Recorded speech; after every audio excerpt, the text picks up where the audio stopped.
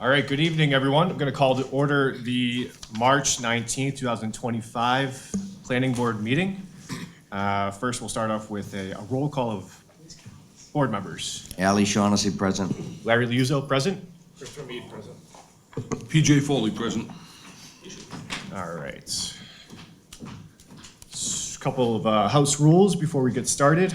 Pursuant to the open meeting law, any person may make an audio or video recording of this public meeting or may transmit the meeting through any medium. Attendees are therefore advised that such recordings or transmissions are being made, whether perceived or unperceived, by those present and are deemed acknowledged and permissible. The board requests that you please be courteous to the proceedings and turn off your cell phones or put them on vibrate. Public hearing, the planning board reserves the right to administer oaths, summon witnesses, call for the production of papers, cross-examine any person giving testimony during the proceedings, declare recess, limit debate, inspect the subject site or buildings during reasonable hours, and adjourn the hearing for cause. The order of business will be as announced by the chair. All questions will be directed to the chair. Any person wishing to speak, please raise hand for recognition from the chair. When recognized, please stand, approach the podium, state name and address, specific interest in the proceedings, and special credentials, if any, pertaining to the presentation. Please speak slowly and within the context of the hearing matter. Hearing is being stenographed and taped for public record. The planning board reserves the right to exclude any unnecessary, irrelevant, repetitive, or harassing presentations. And our first order of business is to vote on the minutes of the February 19th, 2025 planning board meeting. Do I have a motion? Motion to accept minutes of the last meeting. Motion by member Shaughnessy, second. Second. Second by member Foley. All those in favor? Aye. I'm going to abstain because I was not here, but the ayes have it. All right, our first case is a continued public hearing for 90 School Street, Planning Board case number 2025-01. Attorney Harrington. Good evening, Chairman. We are waiting for the revised peer review report on this project and revised departmental comment letters. So I was advised by Mr. Stevens that as of this evening, the department's not ready to go forward with the recommendation. Okay. So we'll continue, I believe, 1 month to April? Right, and just the peer review, the peer review report has been just delivered, so I'm comfortable with a 1 month continuance. Okay. That will be to the April 16th meeting. Motion to continue this case to the April 16th planning board meeting? So moved. Member Foley, second? Second. Second by Member Shaughnessy. All those in favor? Aye. Thank you. Thank you very much. Our next case is public hearing 86 and 92 Willard Street and 135 Robertson Street, Planning Board case number 2025-05. This public hearing shall be conducted to review the application of 622 Quarry LLC, 70 Quincy Avenue, Quincy, Massachusetts 02169, for site plan review under Quincy Zoning Ordinance Title 17, Section 9.5.1, Site Plan Review, and 5.1.17, Parking Waiver. The applicant proposes the removal of the existing structures and construction of a new 6-story multifamily building consisting of 58 residential units along 2 levels of structured parking for a total of 105 spaces. The proposal will also include professionally designed drainage controls and landscaping. The property contains 34,107 more or less square feet of land and is located at 86 and 92 Willard Street and 135 Robertson Street. The subject property is located within a Business B zoning district and shown on Assessor's Map 4074, Lots 2, 14, 11, Plot D. Attorney Fleming, welcome. Welcome. Thank you, Mr. Chairman, members of the board. For the record, my name is Edward Fleming. I'm here on behalf of the applicant, 622 Quarry Street, Quarry LLC.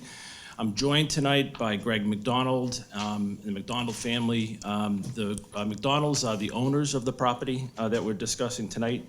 I'm also joined by Mike Kiley of the Heritage Companies, and Michael is a partner with the McDonald's in the development of the site, and Mike brings a lot of development experience to this proposal tonight. We'll talk about that in more detail. I'm also joined by Carlos Sculte from Civil and Environmental Consultants, CEC. Carlos is our civil engineer, and Carlos will describe the civil engineering matters, the site plan and drainage related to this proposal, and also David Siebert from BKA Architects, who's our architect, and will describe and review the professionally designed architectural plans. If I may, Mr. Chairman, I just want to take a few moments just kind of talk about the background, the McDonald's ownership of the property before we get into the proposal. As I indicated, Greg McDonald and the McDonald family, and Shane, his son, is here as well, have been the owners of this property for quite some time. In fact, they acquired this particular site back in 1985. But they've operated the Common Market restaurant directly across the street and the Fish and Chicken, which we all probably go and enjoy over the years for a long time, 50 years. As many of you may know, they opened a new restaurant called Ballast at the Common Market restaurant facility and did a beautiful renovation of the facility. The McDonald's have invested in this particular community for a long time. Not only do they own and operate the Common Market and the Ballast restaurant and the Fish and Chicken, but they also have invested in properties that surround this site, or the Common Market restaurant, including the parcel we're talking about tonight, but they've also acquired other land. And the reason for that is because they want to invest in the community. They have a lot of friends and customers that visit their facilities on a regular basis, and they became very invested in this particular location in the community. And they want to continue to do so here as well. Greg's commitment to the city has been shown too. He and I had an opportunity to serve on the Quincy Chamber of Commerce Board of Directors for a number of years. But that's just one of many ways that Greg has shown and his family has shown that they care deeply about the city. The property that we're talking about tonight, as I indicated, they started to acquire that. There's 3 parcels of land, 86 Willard Street, which is directly across the street from the Common Market restaurant, as well as 92 directly across the street. And on the corner of Quarry and Robertson is another property known as 135 Robertson Street. Together, the properties are about 34,107 square feet. The property contains right now an old granite building that sits on the site. It's not in its original condition. In fact, the McDonald's have owned that since the 90s. And during that time, they needed to renovate that property. They've done some additions and subtractions from that property, and so it's not in its original state. That property, I think, was built as a single-family home back in the 1800s, but it's never been occupied in that fashion, or it certainly hasn't been occupied in that fashion for a long time.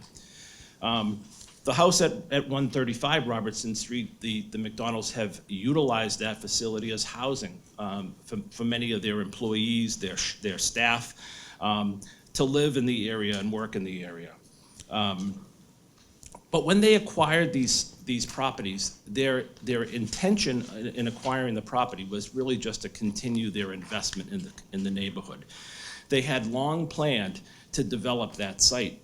And really, the site's completely underutilized as it sits on the site today. As I said, in addition to the granite building, which is really not occupiable, and the single-family house that's on the corner of Robertson and Quarry, the rest of the site really is just paved and gravel parking area. And that's how it's been utilized since 1995, as the McDonald's have owned that. And during that time, they've been approached by a number of different users. Because of the Business B zoning of this particular location, they've been approached by a lot of different commercial style users. Some who have talked about building a medical office building or a commercial office building at the site, which can be built by right. Others have expressed interest in retail type use on the site. And none of those users really have been attractive to the McDonald's. The McDonald's, as I said, they wanted to buy this property so that they could continue their investment, and they didn't believe that those commercial uses were, one, in the best interest of the community, because a commercial building in that location, they felt would be a burden in the residential community. They thought that a very busy retail use on that site, like a CVS pharmacy or a pharmacy use, would be very busy on that site. So they chose not to move forward with those business type uses. And they decided finally that what they really truly wanted to do all along was to bring in residential use to the site. So what they did in trying to further that image is they partnered with Mike Kiley. Mike, as you all know, has a great reputation in the city. He's been a developer and a planner for years. Has done a number of wonderful projects in the city that have been very well received, but not only in Quincy, in Weymouth, and in the South Shore community, and all of which have been very well received by the entities of the cities in which he's done work. The zoning, as I said, the zoning of this particular site, as is shown on the plan that's on the screen, shows how the zoning is of the Willard Street corridor. That green and orange area in the middle of the site is the zoning of Willard Street. And that zoning, that green zoning, indicates that that's zoned Business B. And it's zoned for business and commercial style uses. As many of the corridors within the city of Quincy, Newport Avenue, Hancock Street, are all zoned in the similar fashions. Quincy Avenue, all zoned along the corridor, they're all zoned as business uses. And the gray area that's shown on the plan is zoned Residence A. So many of the Residence A users, that use on their particular locations are far different than what's allowed in that strip along Willard Street. And as anyone who's driven up and down Willard Street in the last number of years sees, there's been a lot of new development along Willard Street. The Galvins have built 2 new buildings on Willard Street, both residential and new office building on Willard Street. There's been new residential units or buildings built on Willard Street, 3 stories in height, 4 stories in height. There's a new building next to the Gridley Bryant School. That's a 4-story building that's located at the entrance of the Home Depot. So there's a lot of redevelopment happening within the corridor. And the McDonald's and Mike want to continue that growth, want to continue that expansion. And that use, that commercial use, is allowed within the district. When we had our neighborhood meeting recently that was hosted by Councilor Kane and Councilor Devine, there was a lot of concern raised by the neighbors about this type of proposal in their neighborhood. They raised concerns about traffic. They raised concerns about the size and scope of the development. And what I wanted to make clear is that the zoning allows it. So what the zoning in Business B allows specifically, it allows for the construction of a 4-story, 60-foot commercial office building at this location. That can provide 15-foot setbacks, only 15-foot setbacks, and no green space. That can be built as a matter of right on this site without any zoning relief whatsoever. It's the change of zoning that causes the zoning to change from Business B to Residence C that requires us to go through this process of approval, not only the planning board, but also at the zoning board of appeals level. And I explained that to the neighbors, that we had 2 levels of permitting that we needed to go through. We had needed site plan review at the planning board, and we needed to go to the zoning board of appeals for approval as well. So that review, as I indicated to the neighbors, allows for the departments in the city and the peer review entity to review this project in great detail. In addition to the as-of-right use that can go on this property, it's important to understand that there's already been development of this corridor. I talked about that development a second ago. But I think one of the most important buildings in this particular corridor is the building directly across the street. Across Quarry and Robertson, along Willard Street, at 64 Willard Street, there's a 42-unit, 4-story, it's 4 stories from Willard Street and 5 to 6 stories from the Stedman Street area. That building has existed for years, and that building is very similar to what's being proposed tonight. So this is not out of character. It's not out of character on Willard Street. It's certainly not out of character with its abutting neighbor. So we think it fits in well for this particular zoning district. So we're sympathetic to the concerns that have been are being raised by the neighbors, and I'm sure that they'll raise those concerns again tonight. And I know that they may have raised those through letters that they've submitted to the board. But we're confident and comfortable that this is certainly in compliance with the intent of the zoning. So what's being proposed tonight, and I'm going to have David and Carlos talk about it in more detail, the site plan and the architectural plans, is a 58-unit residential building that will provide 2 levels of parking under the building that will be accessible from both Quarry Street and from Willard Street. Because of the topography, it allows for 2 separate egresses to that on 2 independent levels of parking. It'll be a total of 6 stories in height from Quarry Street and 5 stories from Willard. Very similar to the building at 64 Willard Street, right next door. It will provide amenity space within the building, and it will also provide for an exterior drop-off, move-in, and visitor parking area. That's I think really important, and something we've talked to the planning department about numerous times, about making sure that there's places that vehicles can pull off for move-in, so that it doesn't intrude or interfere with traffic in the area.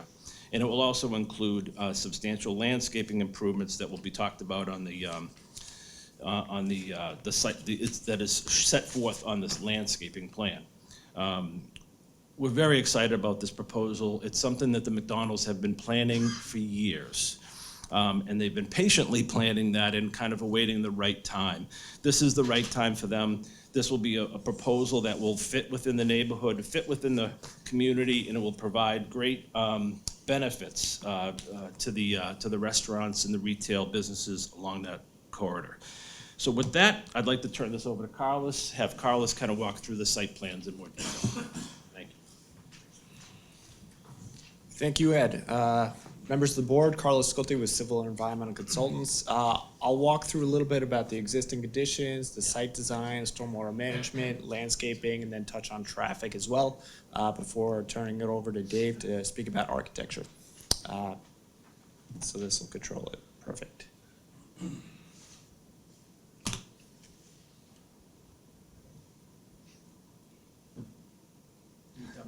There we go. Okay.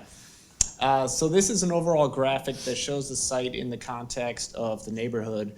And as mentioned earlier, the larger building that was discussed in Ed's opening remarks is just north of the site there. So for context, north is up on the page here. We have Quarry Street heading northwest, southeast. We have Willard Street, which is a one-way heading northbound. And then along the east or the southeast side of the site, we have Robertson Street, which is a two-way intersection.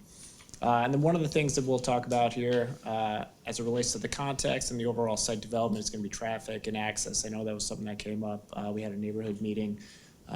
That's something that we'll certainly be cognizant of and want to focus on as we move forward through this process.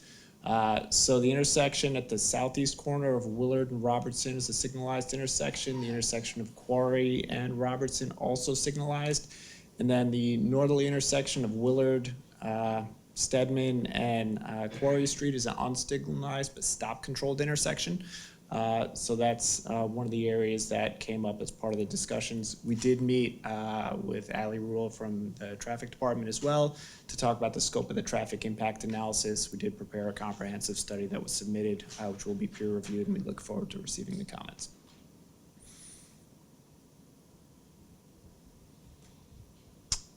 Okay, again, context, some photos of the developed site. Just for reference, it's a lot of paving, it's a lot of gravel. There's close improvements to some of the intersections that prohibit some of the sight lines and a lot of parking up on the high side of the site. So the pictures down the right side there are of the Willard Street side. There's a large open parking lot. And then the pictures that we have in the upper left corner are photographs of the Robertson Quarry Street intersection for context. So the existing site, as it stands today, has 7 total curb cuts. So there's a lot of traffic coming in and out of that site, a lot of opportunities for conflict. So as part of the project, we'll be closing off more than half of those. So we'll be reducing it to 3 curb cuts in the proposed condition, which should improve the traffic flow there. You can see one of the existing buildings at the northeasterly end of the site near the intersection of Quarry and Robertson. That's there today, close to the street. And then we have the other small residential building that's set a little bit further to the south, closer to the Willer Street intersection. We'll obviously be installing appropriate erosion controls, making sure that any sort of demolition activity is done in accordance with the requirements, and that any sort of construction, staging, and construction management logistics. Additionally, we'll be providing more detailed information as is common for when the building permit submission comes in. So there'd be a robust construction management plan submitted at that time.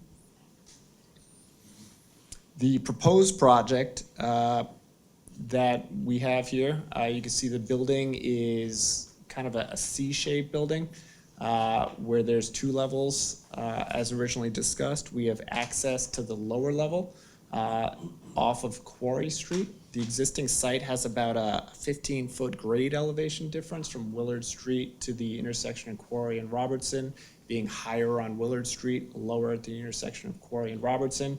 So we have access to the lower level parking garage and the loading zones, as well as the visitor parking near the intersection of Quarry and Robertson. So those would be 2-way access points to allow easy flow for traffic back and forth. 22-foot wide drive aisles and 9x18 parking spaces. So we have a total of 104 parking spaces for the 58 units, which is almost 2 spaces per unit.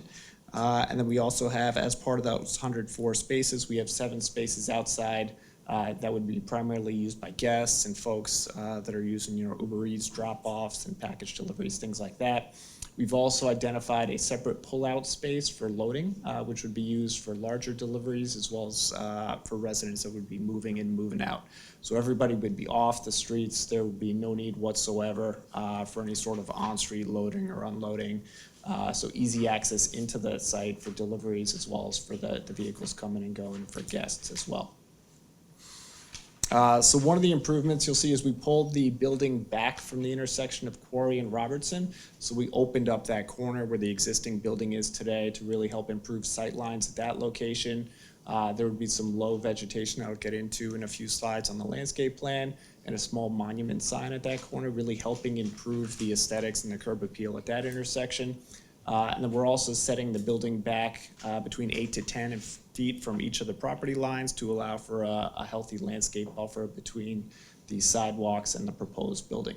We would be proposing to improve all the sidewalks along the project frontage. So those would be reconstructed with a mix of concrete or bituminous sidewalks, replacing essentially what's there today. So all new improvements there. And as far as the access on Willard Street too, there's some existing parking that's identified there. As part of the project, we would look to better define and improve the parking along Willard Street, which is one-way northbound again. So we would be able to find some opportunities to find some more on-street parking that supplements what's there today that would be available for the public.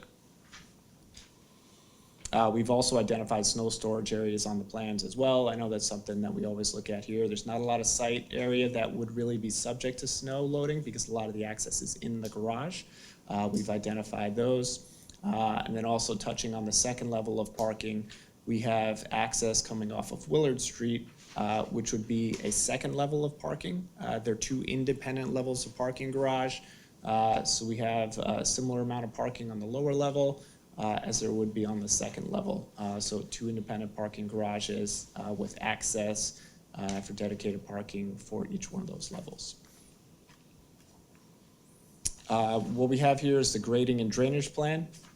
So with the existing elevation change that's there today from Willard Street to the intersection of Quarry and Robertson, that really lended it well to the design of the separate parking garages and not needing to interconnect those by essentially setting the building into the Willard Street side.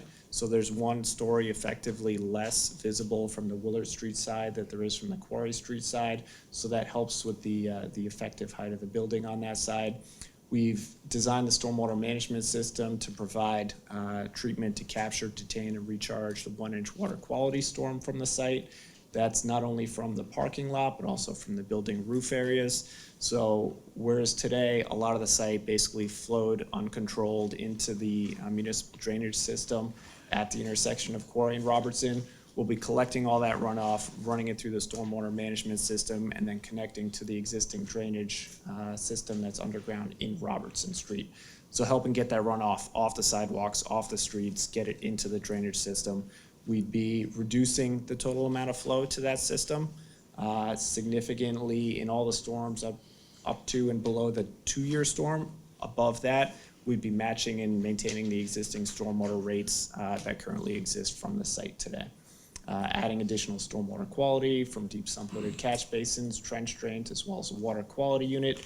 Again, everything routing through the subsurface storage system that provides additional phosphorus removal as well as total suspended solids. The next slide we have is the proposed utilities plan. As would be expected, there's water, sewer, drainage, electric, telecommunications, natural gas available along the frontage of all the streets. Our proposed utility connection points would be off of Robertson Street. So as mentioned before, the drainage connection would drain out to Robertson Street. We'd also tie into the sanitary sewer system on Robertson Street, as well as connecting for domestic and fire protection water services, natural gas, and electric. One thing we've always done as part of these projects is we want to make sure that there's space and planning available for electric transformers and generators, which sometimes are an afterthought. We work ahead of time, working with National Grid to make sure that we site and locate proposed utilities and design around those so we don't have to, bring them in at the very last minute of the project. So we've allocated space for a transformer as well as a generator, and that's been incorporated into the site plan. We'll work with the National Grid staff to make sure that the design aligns with any sort of needs they may have. For the landscaping, we have a mix of deciduous and evergreen trees, larger trees supplemented with lower level foundation plantings around the site. As mentioned earlier, at the corner of Quarry and Robertson, we've pulled back the building. We really want that to be a nice intersection from the ground level at the lower level at Quarry and Robertson.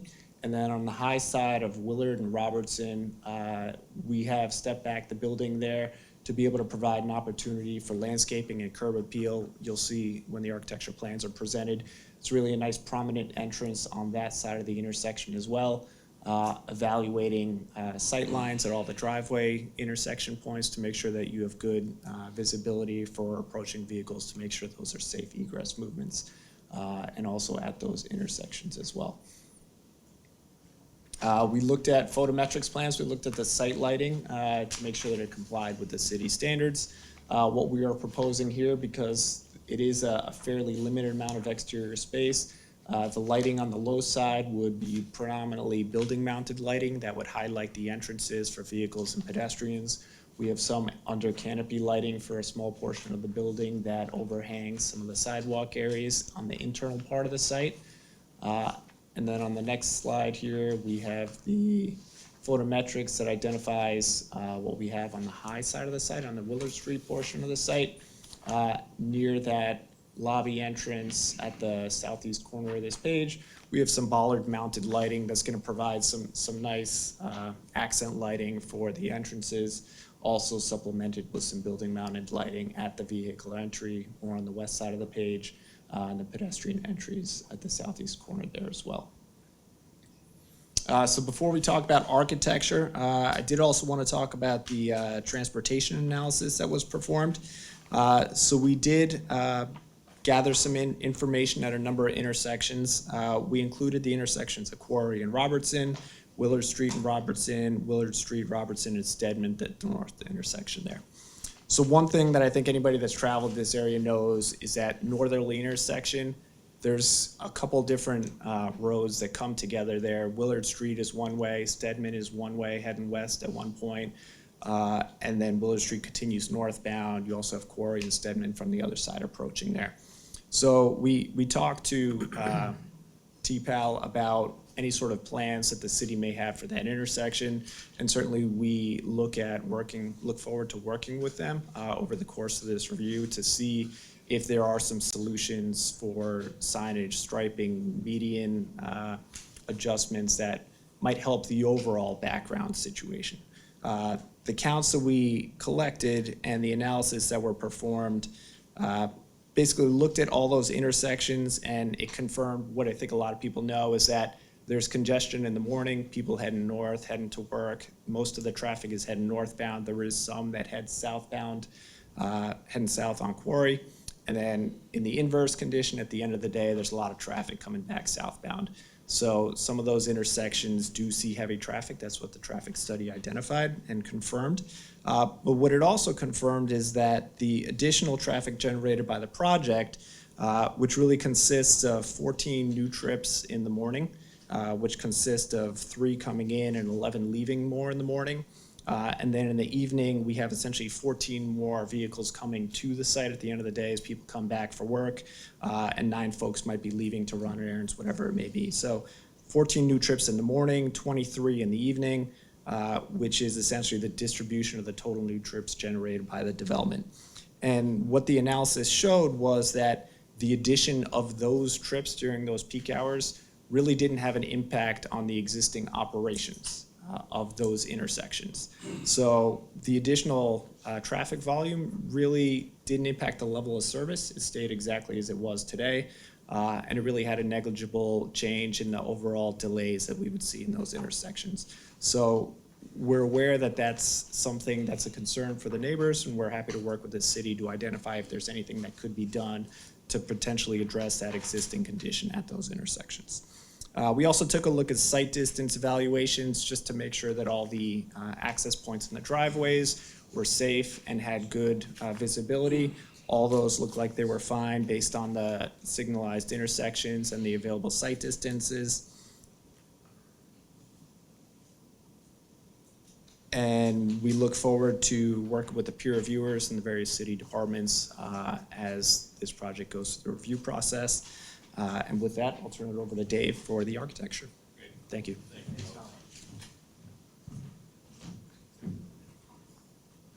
Oh, take the clicker out.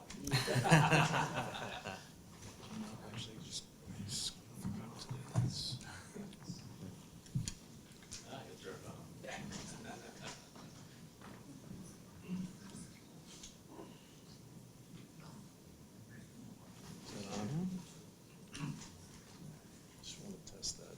There we go. Okay. Back. Hi, David Siebert, BK Architects. We're in Quincy, Battery March Park.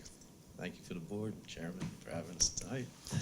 I can take us out of the ground from 2D to 3D here. We have our rendered views circling the site.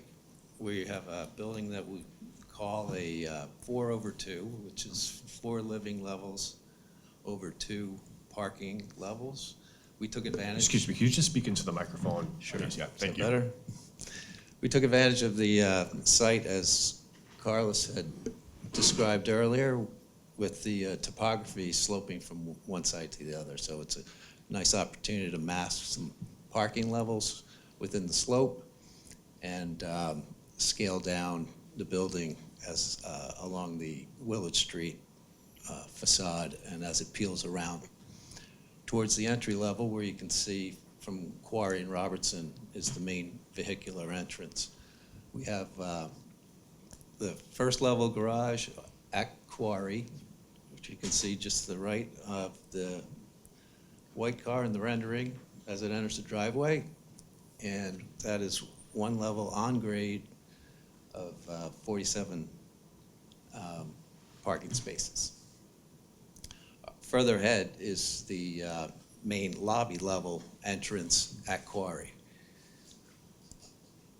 In plan, I have a pointer here that might help. You can see it?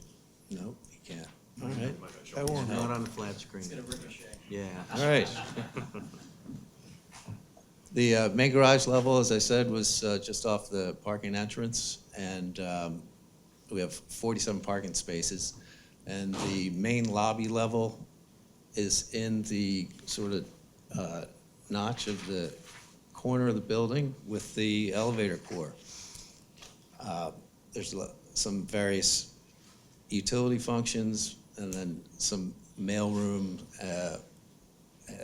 bike storage, et cetera, for as amenities for the residents as well. Moving up one level to Willard Street, we have a similar footprint, and we have a pedestrian access directly off of Willard Street at the corner of Robertson. Off of that lobby is a small leasing office and a corridor that wraps around to the elevator core, which is, again, in the corner of the notch of the building. That would overlook a two-story lobby space down below where the main entrance is off of the quarry level. There's 50 parking spaces proposed that are accessed right directly off of Willard Street at this level. So there's our 2 levels of parking. We move up 1 level above Willard, and we have 13 1- and 2-bedroom units, mainly 2 beds. And this is our amenity level for residents, where we have a small gym, some bathroom facilities, a common room, and that opens out onto about 1,100 square foot exterior deck that would take advantage of afternoon and evening sun, and it's also mainly facing north and away from any of the residential uses. The typical floors, 4, 5, 6, are all similar. We have 15 units on each. Again, there's 1 and 2 bedrooms. The 1s are in green. All the 2s are in shades of blue. And we've incorporated some balconies, exterior balconies, for some of the corner units that you can see facing the north and back towards the east as a nice amenity feature for those units as well. In elevation, we have a 2D view, gives you the height indications and the materials of all fiber cement exterior and aluminum windows. We have a masonry base, you can see in dark, some wood accents, and it's an aesthetic that fits into our owner's portfolio nicely. There's additional views. This is the one view you can see in 2D view of that lobby area, which is 2 stories on the top elevation, the Roberts Street exterior. That would be the main feature of that spot, bring a lot of light into that lobby, and that would connect to the exterior corridor. It would bring you around to the pedestrian entrance along Willard Street. These are the same views, rendered differently in the architectural software. And we have a little featured elements here and there with some colored steel and covered entry at each level, protected from the elements. This is helpful in a building that has a shape that we're looking at. Gives you an overall view of where these things are in relation to one another. You can see the exterior roof deck just above the Willard Street parking entrance. And we have a great opportunity here, as Carlos pointed out, with landscaping, creating some street edges which currently are Can you missing. talk up a little, please? Yeah, we're creating some street edges with some landscaping, and the building form itself, which is really is not quite there on the site today. So there's more of an opportunity to have pedestrian paths, et cetera, and guide folks across the street to the businesses that are in the surrounding neighborhood. And that's it. All right, with that, give it back to Ed. Thank you. So just to conclude our presentation, Mr. Chairman and members, just to highlight a couple of things. As Carlos indicated, in addition to the full traffic analysis that was conducted, we're continuing conversations with Ali Rule and the city's TPAL department to take any steps we can to help resolve some of the existing traffic conditions. One of those is the condition of the Willard Quarry Street, Stedman Street intersection, which a number of the neighbors had indicated, and I know Catherine Clark had indicated in a letter that she's presented to the board, real concerns about the safety of that particular intersection. So in my conversations with Carlos, in his conversation with his folks and with Ally, there's a real focus on trying to address the safety of that particular intersection. That's one note. So we listened to the neighbors' concerns, and we're trying to address those issues. Drainage, Carlos talked about the drainage control measures that are being implemented in this proposal. Right now, there are no existing drainage controls. The water simply sheets off the site down towards Quarry Street in Robertson. So these new drainage control measures will certainly be an effort to address issues related to drainage. Parking, the parking that's provided for this, as we said, is 104 parking spaces for the 58 units. We think that the parking ratio is very strong here. There's some interpretation of the zoning ordinance as to which parking applies. I believe that the Business B parking regulations apply, which require a 1.5 parking ratio, but here we're 1.8. But regardless of the interpretation, we think a 1.8 parking ratio is very strong. This allows us, mind you, to park to provide one space for every single bedroom unit and two spaces for every two-bedroom unit, which means that every single bedroom would be there would be a parking space available. And in addition to that, there would be extra parking for visitors, even if each bedroom was provided a parking space. And lastly, I know this is a big change in this particular location, and we recognize that, and we're sympathetic to the concerns that the neighbors expressed, but we think that it fits within the zoning category. The zoning category is different from the Residence A, but we think that the buildings that exist on Willard Street as it stands today in this proposal as to what is allowed under a Business B zoning district at 4 stories, 60 feet, that this building is very consistent and in compliance with those requirements. So that's our presentation, Mr. Chairman, and we're certainly here to answer any questions. Thank you. Thank you very much. We'll start off with questions from the board, and then we'll open up to the public, all right? Questions from board members just yet? Sure. Member Shaughnessy. Good evening. Just a couple of questions as we're going along here and looking. So this may be for Greg or for Mike, whoever. On the front side, the Willard Street side, you're showing some parking spaces on the street itself, not for your units, I understand. Those are city parking spaces. Then in front of the common market, there are city parking spaces. So in your experience, is there today, I know in the front they park there often, do they park across the street on the other side as well now? It depends on the week, depends on the day and the time of day. Yeah. So sometimes they do and sometimes it's empty. I actually park there every day. Okay.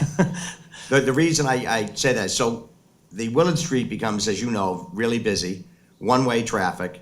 Now if someone's gonna be picking up an Uber in the front of the new residence, and he's coming down Willard, and he goes to pull in to get someone, and there's somebody parked along the curb face.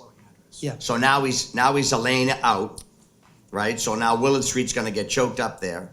So I don't know if you can do it or not, but if there was an area that you could take the building itself on the Willard Street and either bump it in a little bit so you could have some type of a curb cut that actually would permit Ubers and you know, cars to come in to pick up people without messing up the traffic flow too much. I don't know if that's crazy or not. I'm not in the traffic business. So, Mr. Shaughnessy, we did take that into consideration. Shaughnessy. We did think of that. That's why the address is a Quarry Street address. So if someone types in an Uber address, it should come up as a Quarry Street.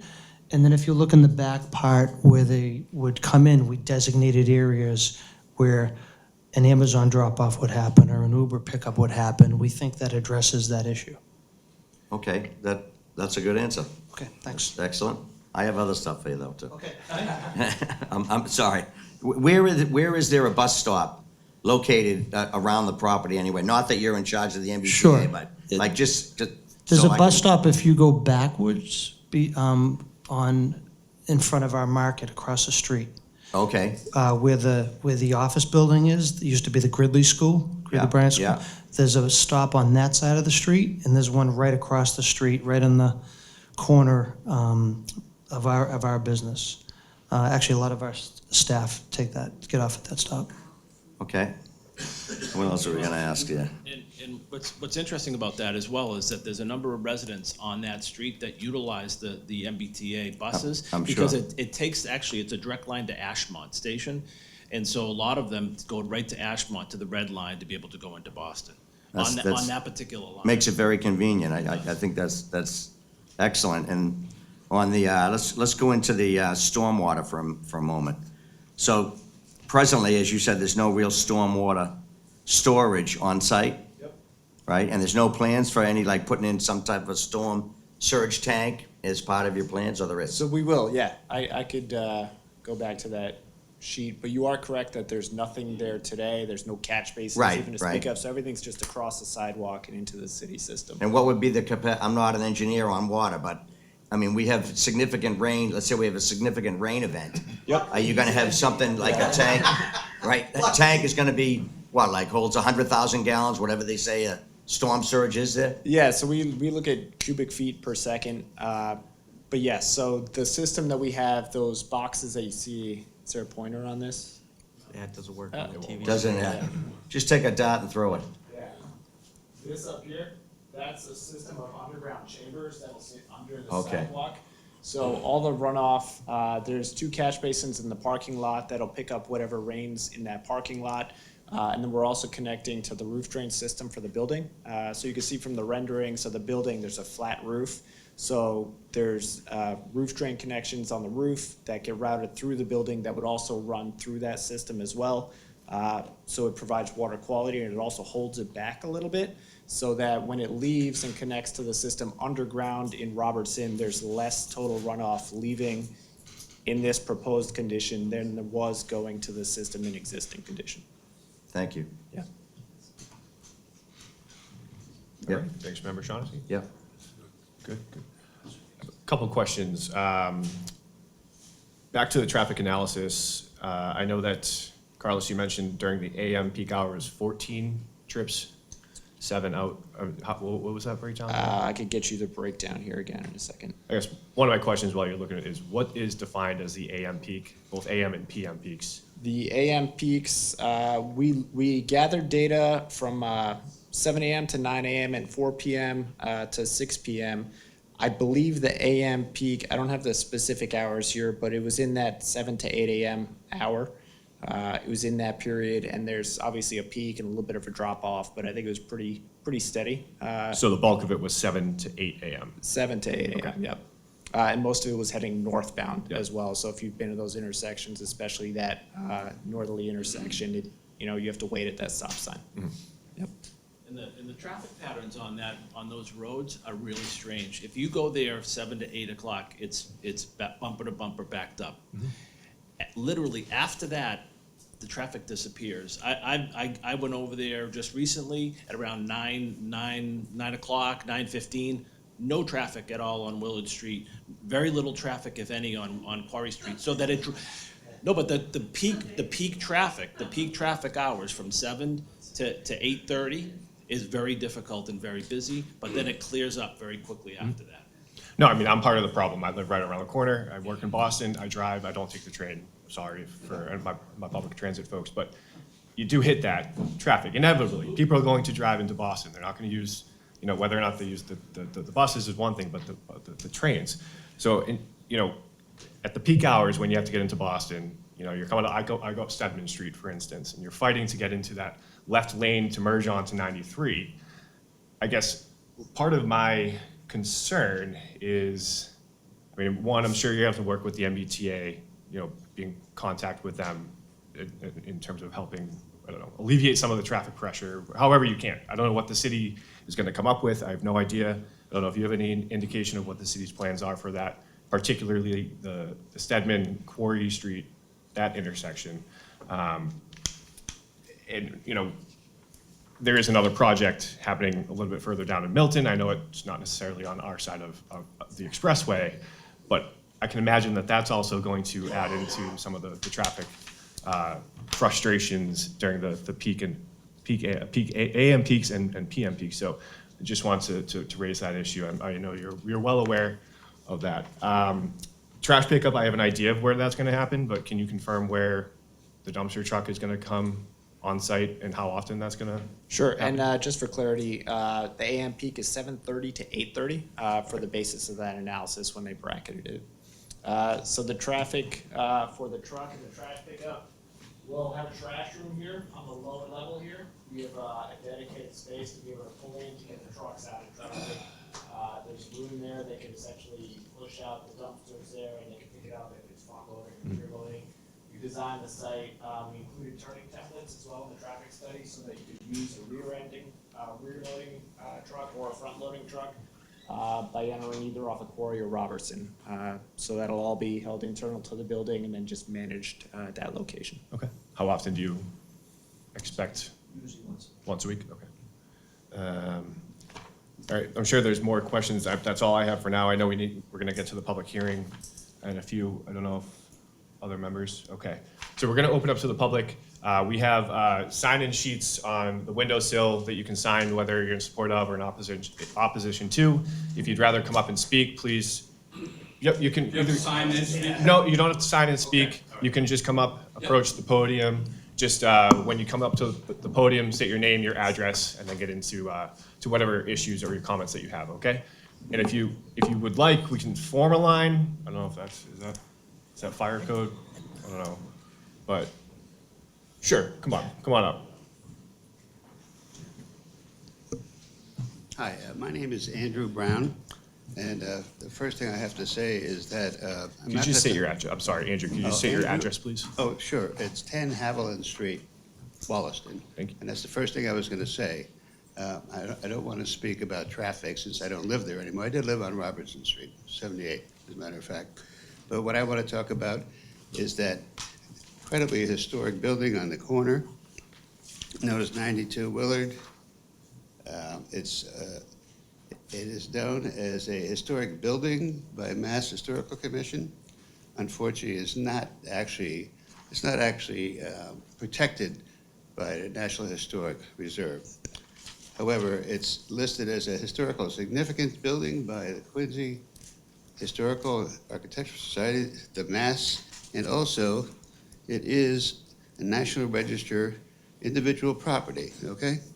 Now, this is the only pure stone building in this city which is known for its granite production. It was built in the 1930s, and it was owned by people who worked and owned quarries in the area, okay? Architectural significance is really one of the only buildings of this type. I have pictures, but unfortunately I didn't bring any kind of slides or anything like that. But I do want to say that this property, and let me also say that I'm a retired professional land surveyor, civil engineer, and cartographer. And I'm very interested in the history of this town and the history of the quarries, et cetera. And I was very shocked to find out that the Quincy Historical Society did not know about this project. The Historical and Architectural Survey of Quincy had no comment about it. And I think it's just a travesty that something like this would take over this building. And as far as being an ex-engineer, I can't see how this is going to reduce traffic with 140 new parking spaces.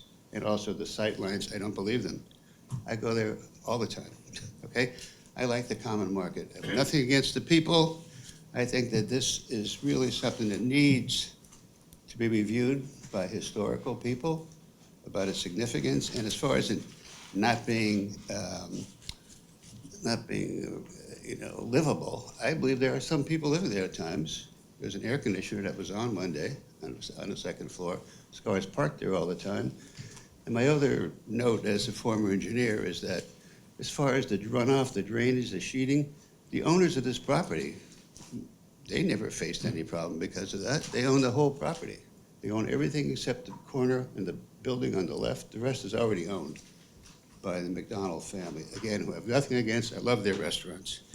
But I want to make sure that this is something that is taken into account by the planning board. Unfortunately, I didn't have time to submit a paper, but I have lots of documentation that I'm going to be using in doing it. I have atlases showing the building going back into the 1800s. I have pictures of the building when it was a beautiful building with porches and everything else. And it's something that I just want the planning board to take note of. And if anyone here wants any of this information, I'm going to leave a pile of stuff over there. Any questions? No, I think we're thank you for. How's your dad? He's good, thank you. Yeah, thanks for asking. He's I doing used to well. coach baseball Oh, with him. okay. All right. Thanks for asking. All right, we're gonna kind of bounce back and forth, so we'll go over to you, please. We would love to get a copy of your information. We would love to get a copy of your.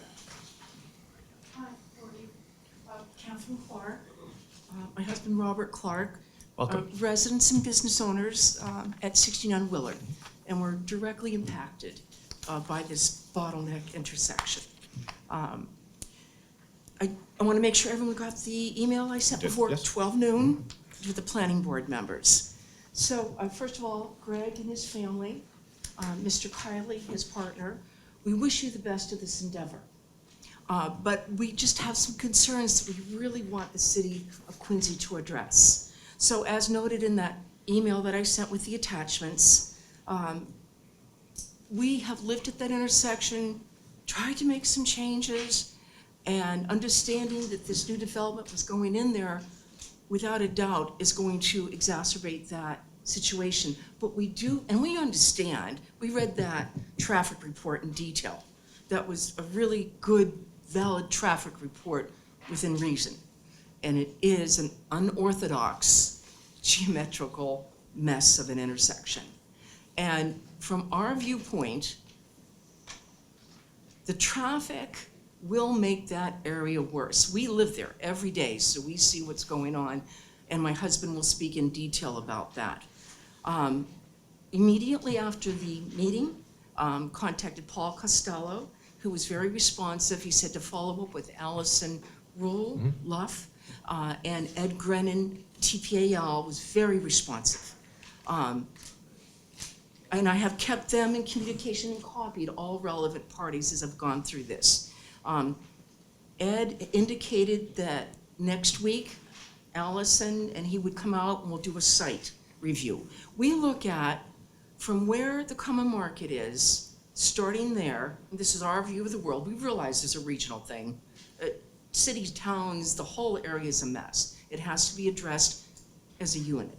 But what can be done to help our area be safer and help this project move forward is to address that specific section of Willard Street where the common market begins as it goes to that lovely intersection, which is terribly designed, and then it goes by our businesses and homes progressing up Willard Street. We believe that there are really concrete interim measures that we would like the city of Quincy to make a commitment to. And that's why I'm pushing, and Ed's been very responsive. We very much so looking forward to meeting with him next week. we're lay people, well, Bob's a civil engineer too, and a chiropractor. But there, just, when you live there, there's so many things that could be done to make that intersection safer. And I would love to see those things happen this year. And I would like, if possible, a commitment from the city of Quincy to work with us on that, to get that done. Mr. Fleming, I was glad that you brought that up. I look at it as being a team effort to make things better there, right? I really do see this as being a team effort for it to be successful. And I don't just want it being fluffed off, it's a regional thing. This is not gonna make any difference. The problems are there to begin with. Well, it will make things worse. And listen, let's, what we can with interim steps, make things better during 2025. I understand this project is slated as it goes forward for 2026, but we would very much like to be a part of the solution and give our valid input.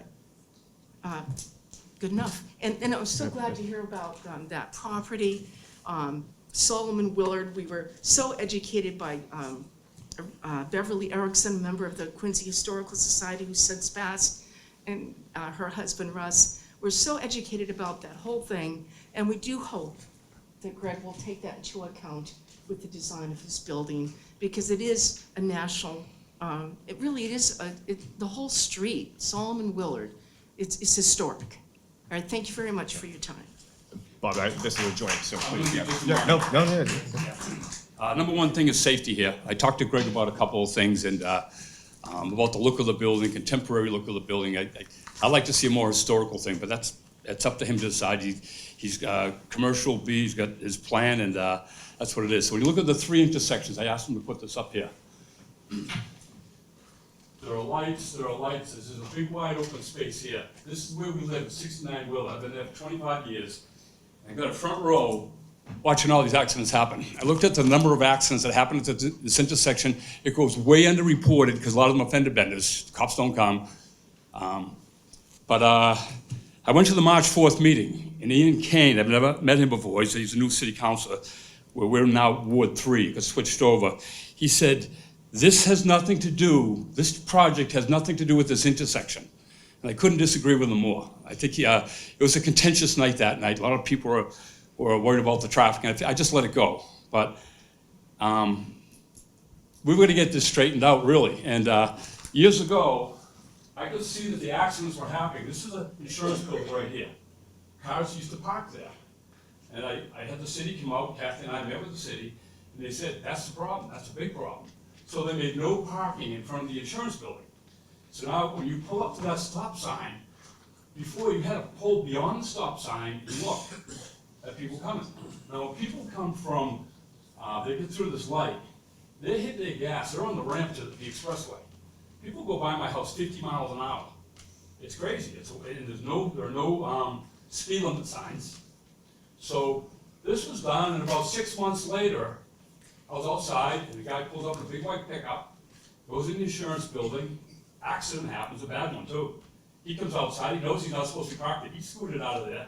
But that was because of, I don't know how we're gonna police this. And in the construction phase, you're gonna have dozens of trucks coming and going every week. You cannot have them pull out in front of the insurance building. And it says do not park, they made a yellow stripe on the curb. It helped a lot, but that's just one part of this intersection. There's a lot of asphalt out here, and people go wherever they wanna go. In the morning at 8 o'clock, you can't go anywhere, it's stuck. There's no accidents happen then, you're going 5 miles an hour. But at other times, that's a serious issue, and we're having a meeting next week, the traffic engineers coming out Wednesday, and they'll give us, that's their job. And I know this is a state road, so it's City of Quincy, the state, and some other entities I think have to be involved with this. So, number one thing is safety, I wanted to point that out. We hear the crash, there's another one. So we live right there. We hear it, we see it, and I don't know how this happened, but the island gets run over all the time. Cars drive over the island. I was like a couple of years ago, I saw 3 guys with a pickup truck run over the island. They all had their heads down to their phone, 30 miles an hour over the island, take the signs out. I called the city, they can't put the signs back up the next day. But there are people there. Where is the island you're referring to? Up top there? Right in the middle, right Okay. there. and it's, I don't feel safe out there. You know, so I wanted to bring this up. I wish you luck in your project, Greg, but I think the city has to make this a safer. Now, you look around Quincy, they got the lights in the, like in front of Wallaston School, the flashing lights. I was driving there the other day, I'm about 80 yards away, saw the lights, I didn't saw the people. So that's what happens, we need those flashing lights, something like that. Leave it up to the experts to determine what has to be done, but we're pointing out the safety problems here, and I hope you guys take that into consideration. Thank you. And just a question, Bob, for you and Kathy. I know you had submitted written testimony. Probably, I don't need to read it into the record. I think you touched on everything that was written. And I guess basically just the cover sheet. Am I speaking loudly enough? if you could just approach the podium, that'd be great. Thank you.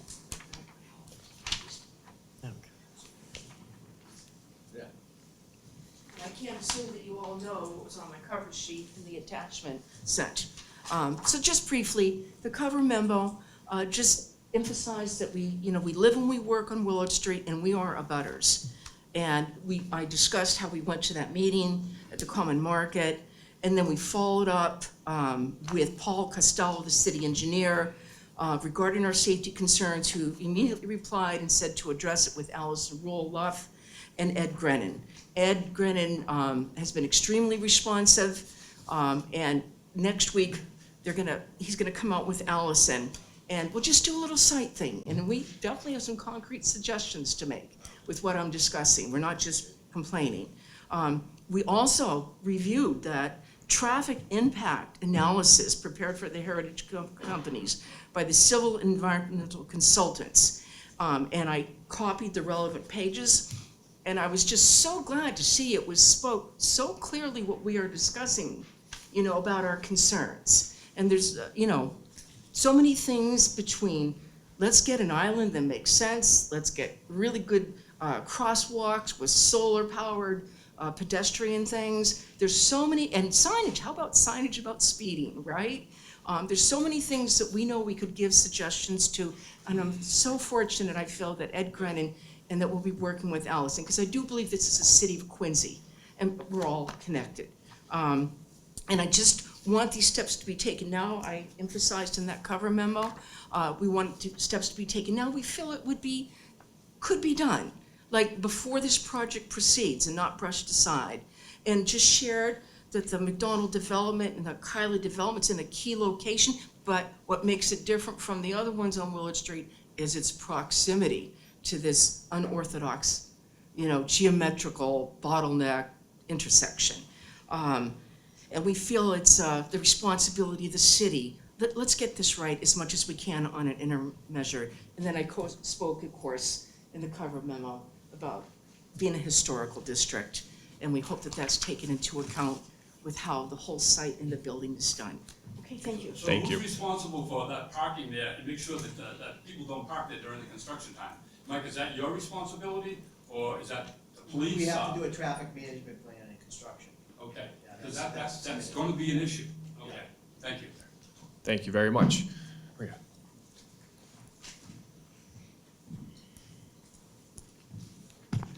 Good evening. Maria Mulligan, 21 Winthrop Avenue. Thank you for inviting me tonight to this hearing.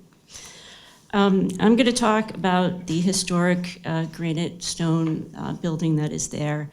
I was pretty disappointed that that stone building is slated to go away. It is a very important building. Given its unique historical and association with the Quincy Quarries, I advocate for the historic house at 92 Willard to be restored and thoughtfully repurposed to complement the new adjacent development rather than being torn down. Consider the following background and reuse concepts. Background, I'm repeating a little bit from what that gentleman said at the beginning, because it's really important. I think it's an oversight.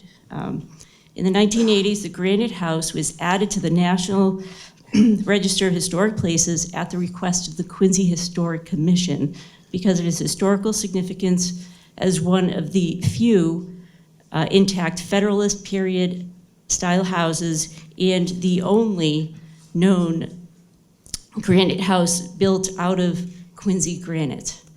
In other words, it's one of a kind. So you can see how upset I was when it was slated to go away. It was erected by Jonas Kendall of Milton in 1830s. That's almost 200 years ago. And is one of the earliest residents in West Quincy at the time.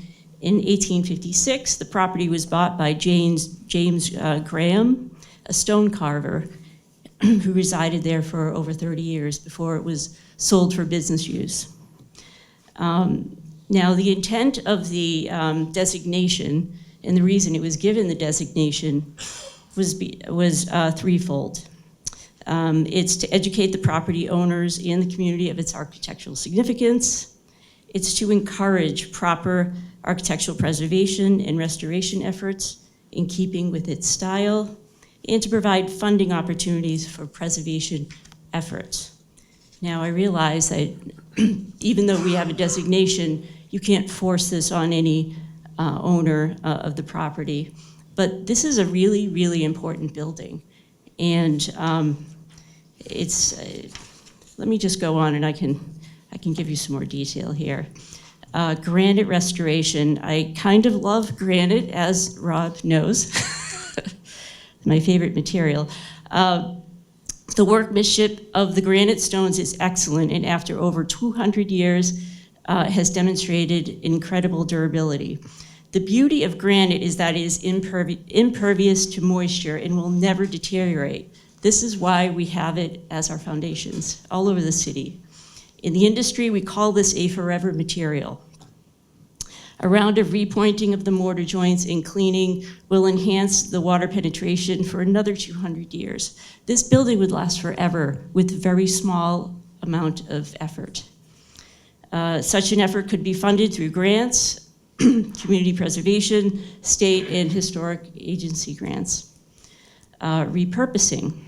In addition to the granite restoration, a new window and roof system would make this enclosure fully functional for a new commercial, business, or private use of some kind. The corner lot on which it sits could be landscaped to provide much-needed green space to offer relief to a very congested and traffic-ridden area. The one thing about this plan that I see here is there's very little green space. I mean, you have some trees on a border, but where do you go and sit under a tree? There is none. If you could keep the house, renovate it, and have some green space around it, and then develop the rest of the site however you please, it would provide a little bit of character too.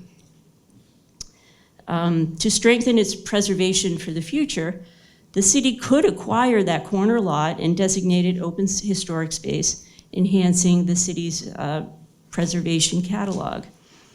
The house could then be renovated for instance, a museum for the Quincy granite industry, perhaps as an extension of the Quincy Quarry and Granite Workers Museum right now that's in Quarry Hills. That's just an example.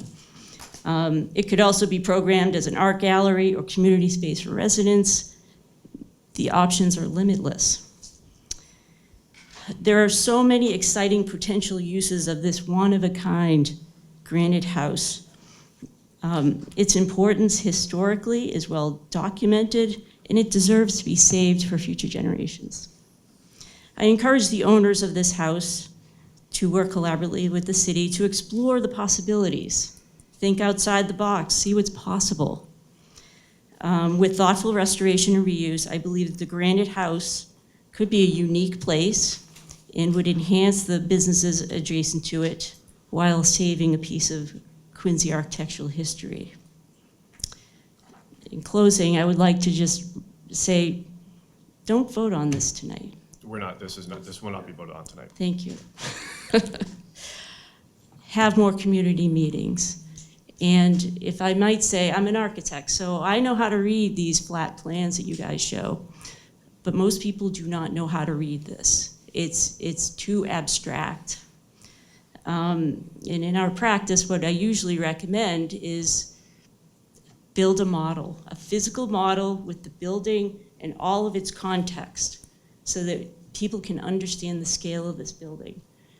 This building is huge, okay? It is out of scale with the rest of the area. I can tell you that right now from looking at the renderings. I'm not against development at all. The aesthetics is also out of character, I'm sorry to say. I'm looking at the school building that's across the way at the bottom of that photo, and that is a beautiful old building with hipped roofs. Could you think about hipped roofs or brick and stone and granite? This used to be a quarry here, so I don't know. Think about the aesthetics, because what you're putting there is what you see all over the place. I'm sorry, they're ugly, ugly buildings. I have to say that because I'm an architect. Okay. Thank you for your time. Thank you. Now, And, yep, sorry, yeah, go ahead. you also provided a comment letter as well, so. You don't have to read it. Yep, Good. great, thank you. Yep, it's on file, for Okay. sure. Next, please.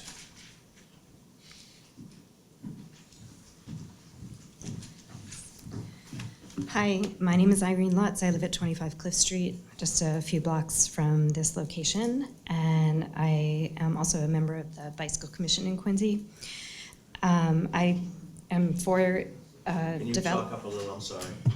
Is that better? No, I'm getting older, Jack. And I'm nervous, so there you go. Doing great. So I think that building more housing is good for the city. I'm not against it. I do, however, share the concerns about safety and increased vehicle traffic. That's going to be a concern with every development, because the city is, while we are building viable alternatives, it's slow going. We need viable alternatives to driving in order to really mitigate the increase in traffic. So this location is only 2 miles away from the Neponset Greenway, which is undergoing an extension to the north to connect to the Harbor Walk in Boston. And it is, as was mentioned earlier, on the 215 bus route, which does connect to branches of the Red Line. I walk, bike, and take transit through this intersection multiple times a week, if not multiple times a day. So I would request that as part of the traffic mitigation plan, that Quincy include bus shelters for the transit riders in this area to make it more comfortable while you're waiting for the bus in all weathers. That we make the bike lanes that currently exist protected bike lanes that are welcoming and comfortable for riders who are uncomfortable sharing the road with cars. So you can see examples of this in other communities, the bikeways that are sidewalk level and separated from pedestrians as well as drivers, so that bicyclists are not in conflict and are not put at risk. And I would also request additional traffic calming designs that have been advocated for by others who've spoken tonight as well. That would go a long way to making everyone safer here, the pedestrians and the drivers and the bicyclists who use this space. I was also going to request secure protected bike parking for the residents, but that seems to be included already, so kudos to the designers for that. I do hope that it will be large enough space to accommodate cargo bikes and family bicycles that we're seeing more and more of in Quincy these days. So thank you for your time. Thank you.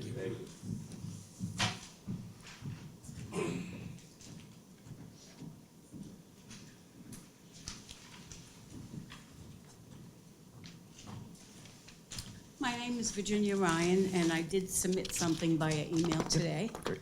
I live in 89 Ulrich Road in Quincy, Mass. I'm in Ward 4, and I've been a Quincy resident for 20 years. My home is in the back of the Common Market. Takes me 5 minutes to get there. Love the food. I have received notice of a prospective development on the above property, and am not in favor of this development for the following reasons. First issue I have is with traffic. This proposal is for a 58 residential apartment complex with parking for 105 spaces. That means there will be a possibility of 116 additional vehicles in that specific area. And let's think about the spillover, people coming to visit, people going out. Even though parking will be provided, the congestion will increase in our area. congestion typically backs up with vehicles going into Boston and other areas, and this occurs in the morning, starting at 7 a.m. And if you have a problem with the T, it backs up from Granite Street all the way up to Quarry, all the way at the intersection of Quarry and Common. The traffic is not good in the morning. Then at 2 p.m. in the afternoon, it starts. Everybody's coming home. So you're going down Quarry Street to Granite Street, and that area gets bottlenecked. Everybody's coming home from Boston or from the South Shore. Then again, in the morning, if you have problems with traffic, you're going to have Granite Street backed up going onto the highway to Boston. So it's all going to be a big bottleneck, which it is now, but it's going to be worse. So after 2 p.m., I rarely venture out of my home, if I can help it. Flooding. Our area is in a flood zone. In 2005 and 2010, that area experienced flooding, with the 2010 flood being extreme. It overwhelmed O'Rourke Field, overwhelmed the whole Furnace Brook Parkway area. My home was flooded up to the first level. When I had to retrieve some belongings from my home, my neighbor had a boat. That's how we got in there. The whole community suffered, and I would not want to experience this disaster again. 58 additional units in this area will put more pressure on current infrastructure. So, 100-year flood, it could be less than 100 years. We don't know with climate change. So you would need a whole big lot of basins to contain that water. The National Register of Historic Places, the building that everyone talked about prior to me, it is on the National Register of Historic Places, and why wouldn't the city try to work with the current owner to incorporate it as a museum prior to this development? Grants through the state and federal historic commissions could be a good source of funds to renovate this building. To me, the development is too big for that area. They're all single-family homes, most of them. There's a couple of apartment buildings in the area. And if they could whittle it down a little bit, maybe it would be better suited for that area. All right, thank you. Thank you.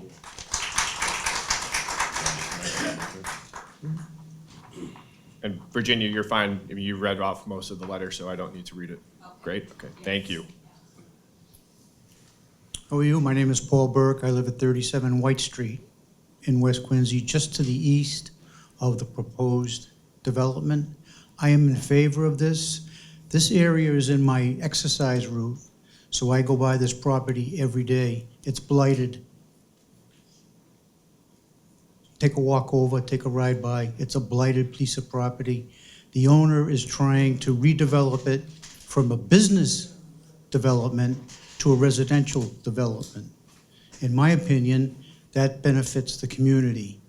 I have not heard, I tried at the community meeting to find out what the increase in taxes for the city would be if this was converted from a business zone to a residential zone. I don't know how many people live on these properties right now. I don't know what the tax is being paid on it, but I'm sure if we put a building there, it's going to increase the city revenue by a lot. And I'm not in a butter like the Clarks, but this building will be in my sight horizon if I look out my kitchen window to the west. So it's not like it's not going to affect me. Wintertime, it'll get dark at 3:30 instead of 4:30. Summertime, it'll get dark at 7:30 instead of 8:30. I feel as though that you can't keep the property in the condition that it's in. It's not, the area, the property, the houses for sale in my neighborhood are unbelievable. It's not Squantum. I mean, the house at 12 Cornell Street sold for $1 million, and it's next to a gas station. There's a house at 41 Cornell Street for sale right now, 2 bedrooms, 1 bathroom for $600,000. So the people that are gonna be living in these apartments are gonna be paying at the community meeting $1,500, $1,600, $1,700 a month for 1 bedroom. It's not like they're bums. The 2 bedrooms were going for over $2,000 a month. I just feel as though converting a business zone to a residential zone is an improvement on the community. It's not a deterrent. Anytime you can have more people living and working in the city, that's better for the city. These people that are gonna be renting these apartments can't afford to buy a house in the neighborhood that it's gonna affect. They have to live somewhere. And if they can live close proximity to the highway, get to work, and get home without driving through the city, all the better. They're not traveling through the city. They're not coming into the heart of the city. They're at the outskirts of the city. The only time they're gonna come into the city, food shopping, barber shop, church, regular things they do on the weekends, which is not gonna have any effect. So I think the proposal that's here before me, I have no vested interest in this. I told you it's going to affect my sight line, my westerly sight line. I hope that the blight that's there now, it's fantastic that the owner of the property wants to develop it. I mean, take a ride over there. Everybody's complaining about the stone building. I heard the developer say, we're gonna repurpose all that stone. Am I mistaken, Mike? You're correct. You're correct. I'll speak to that. So I spoke in the community meeting too. So as a developer, Heritage Companies, we've done, and if you look at Could you just introduce yourself, please? Sorry, Michael Kiley with the Heritage Companies Development, 70 Quincy Ave. So I live here, I work here in the city, I've done a number of developments in the city.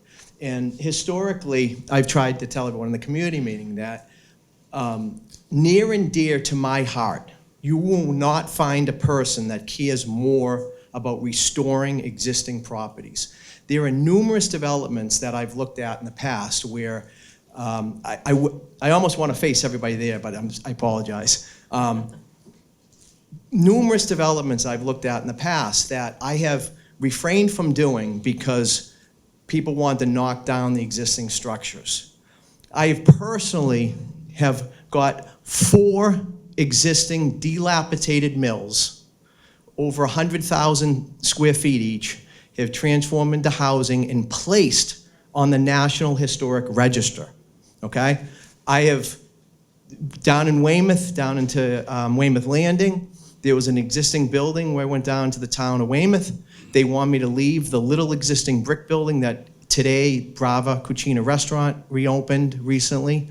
That was much easier to knock that building down than to incorporate it into the project. I did not want to knock it down, I kept it. Just recently did a mill, Overlook Wharf in Weymouth, Mass. That was the old George E. Keith shoe factory. And last week, we got it placed on the National Historic Register. It was a huge undertaking. So I take it really personal and near and dear to keep things on the property. On this particular project, looking at it, it's a very small structure. It's sitting pretty much in the middle of the site that's very difficult to keep. We've looked exhausted to try to repurpose this. We're gonna take the granite down. We've heard concerns about trying to reuse the granite. We're gonna use some of the granite on the monument sign out front. We have a retaining wall that comes down where the loading dock areas. We're gonna try to repurpose the granite there.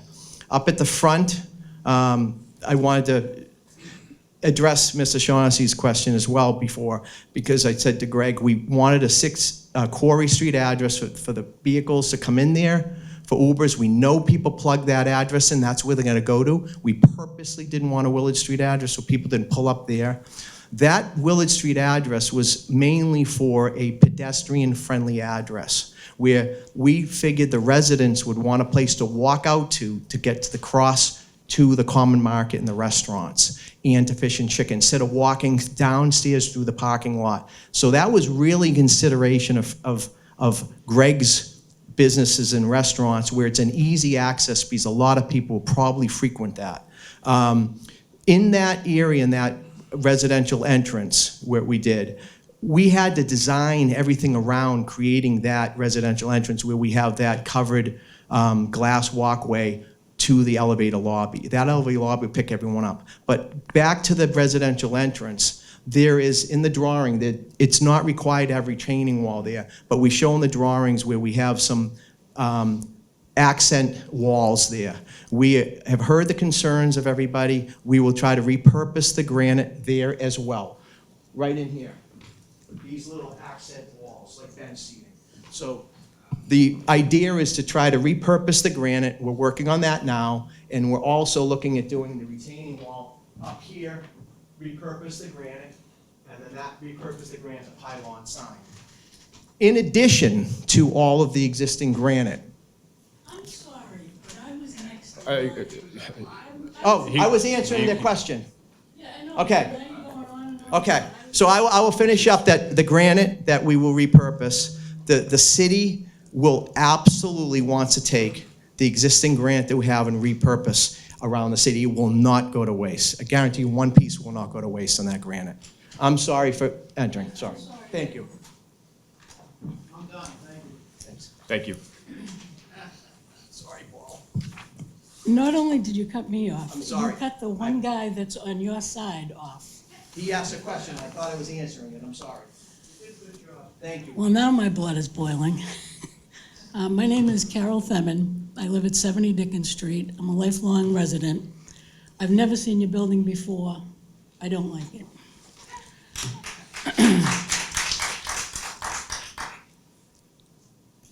If you wouldn't mind, I'm going to read these thoughts. I'm here to support Maria's thoughts on what to do with that granite home,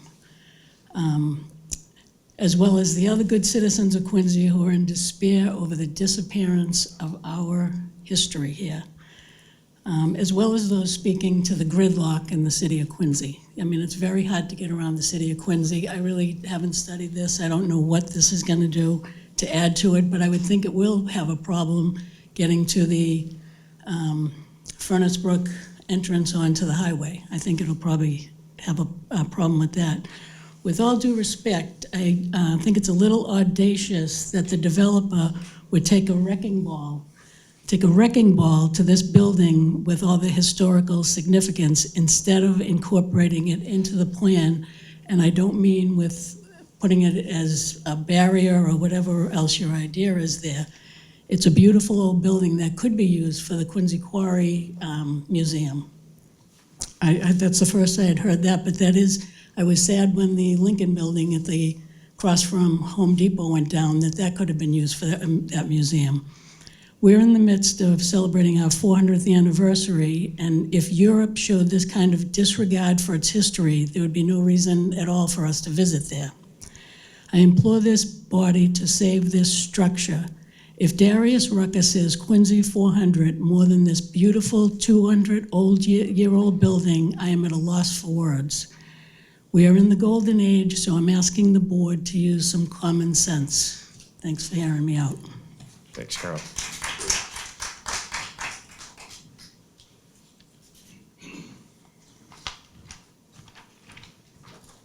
Hello, I'm Mike Rourke. I live at 100 Stedman Street. Is there a way I can get back to the aerial shot on here? I'm not sure which way it was. I think it was the second plan, There you go.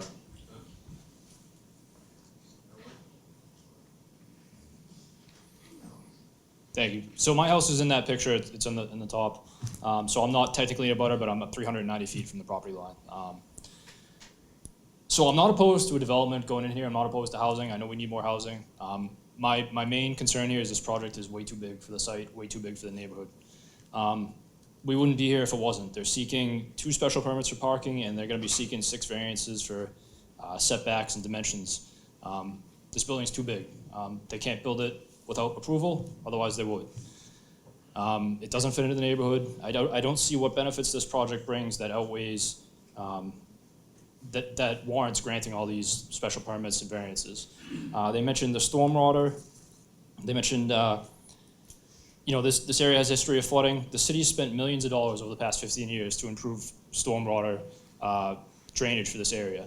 This project, it's less than 1 acre. It's not gonna come in and save the neighborhood from flooding by whatever system they put in there. We've done a lot of that work ourselves as a city. The parking, I'm not sure why they're asking for a parking special permit, I believe. I believe they're now gonna call this a Residence C district, which requires 2 spaces per unit. I don't know, maybe you guys can correct me, which I don't see them as having on here. They show 97 spaces in the garage and 7 outside for 105 spaces total. They're gonna have a leasing office in the building. There's gonna be staff there. They're gonna have staff taking up those parking spaces also. There's gonna be more residents there with vehicles than there are parking spaces. I mean, let's be honest here. People are gonna rent this place because it's right next to the highway, so they can drive into the city. They have cars, okay?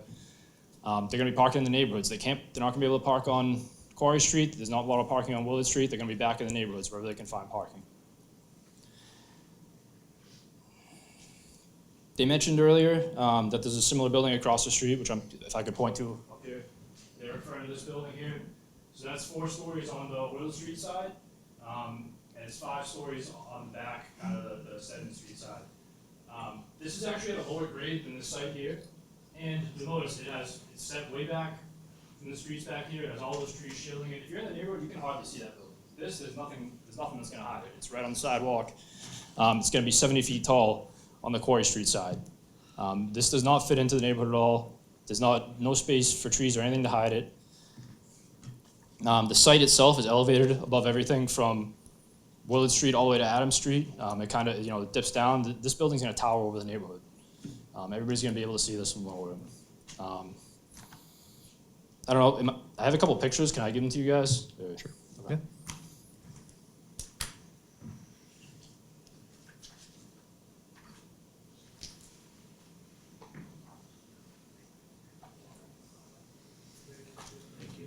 Thank you.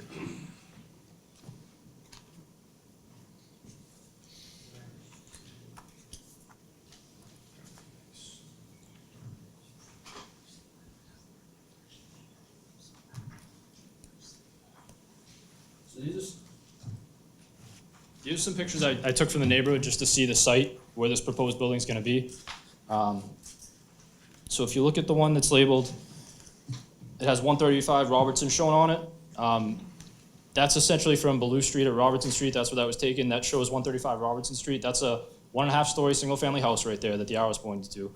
And now there's gonna be a 6-story building in its place. If you look at the neighborhood around it, it doesn't fit in.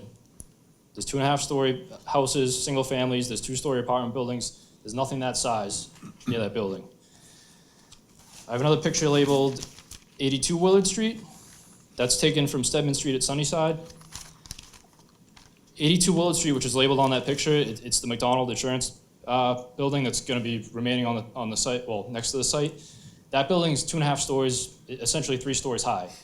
So there's going to be a building 3 stories higher than that right next to it. That's why, it's going to tower, like I said, over the neighborhood. I then have a picture from, actually, my second floor, which was taken on Ballou Street, where I have 97 Willard Street highlighted. That's the Cotton Market Restaurant building with all the lights on it. That's 2 stories high. So there's gonna be an additional 4 stories in front of that building of height. So I just wanted to, I know it's hard to see in the 2D, so I just want to bring these so you guys can see it, and hopefully you take the time, maybe walk out there and you walk around the site, but look out into the neighborhood, don't look out at the site, because it doesn't fit in. Thank you. Thank you.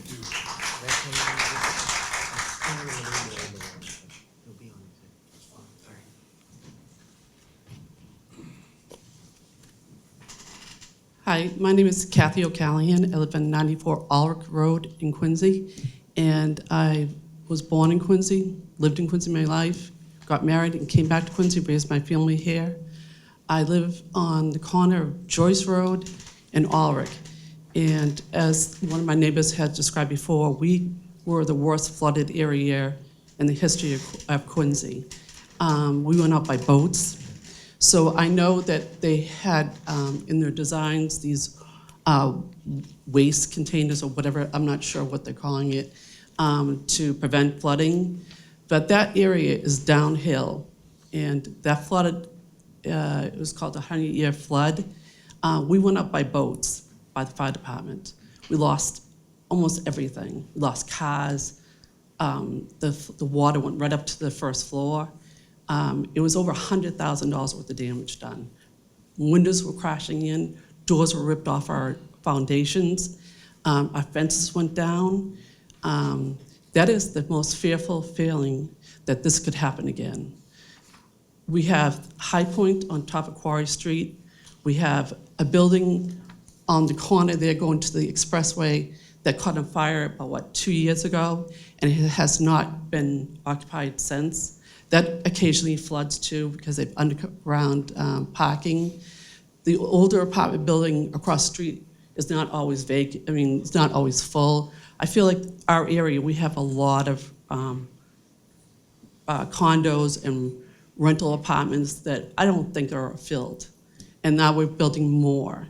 That area, when you come up that Quarry Street, and you merge on by Stedman Street, try to get to the highway, you always have to stop at that intersection and look to the left to see if anybody's coming down that road by the Common Market Restaurant. Now, you're not gonna have a chance to see.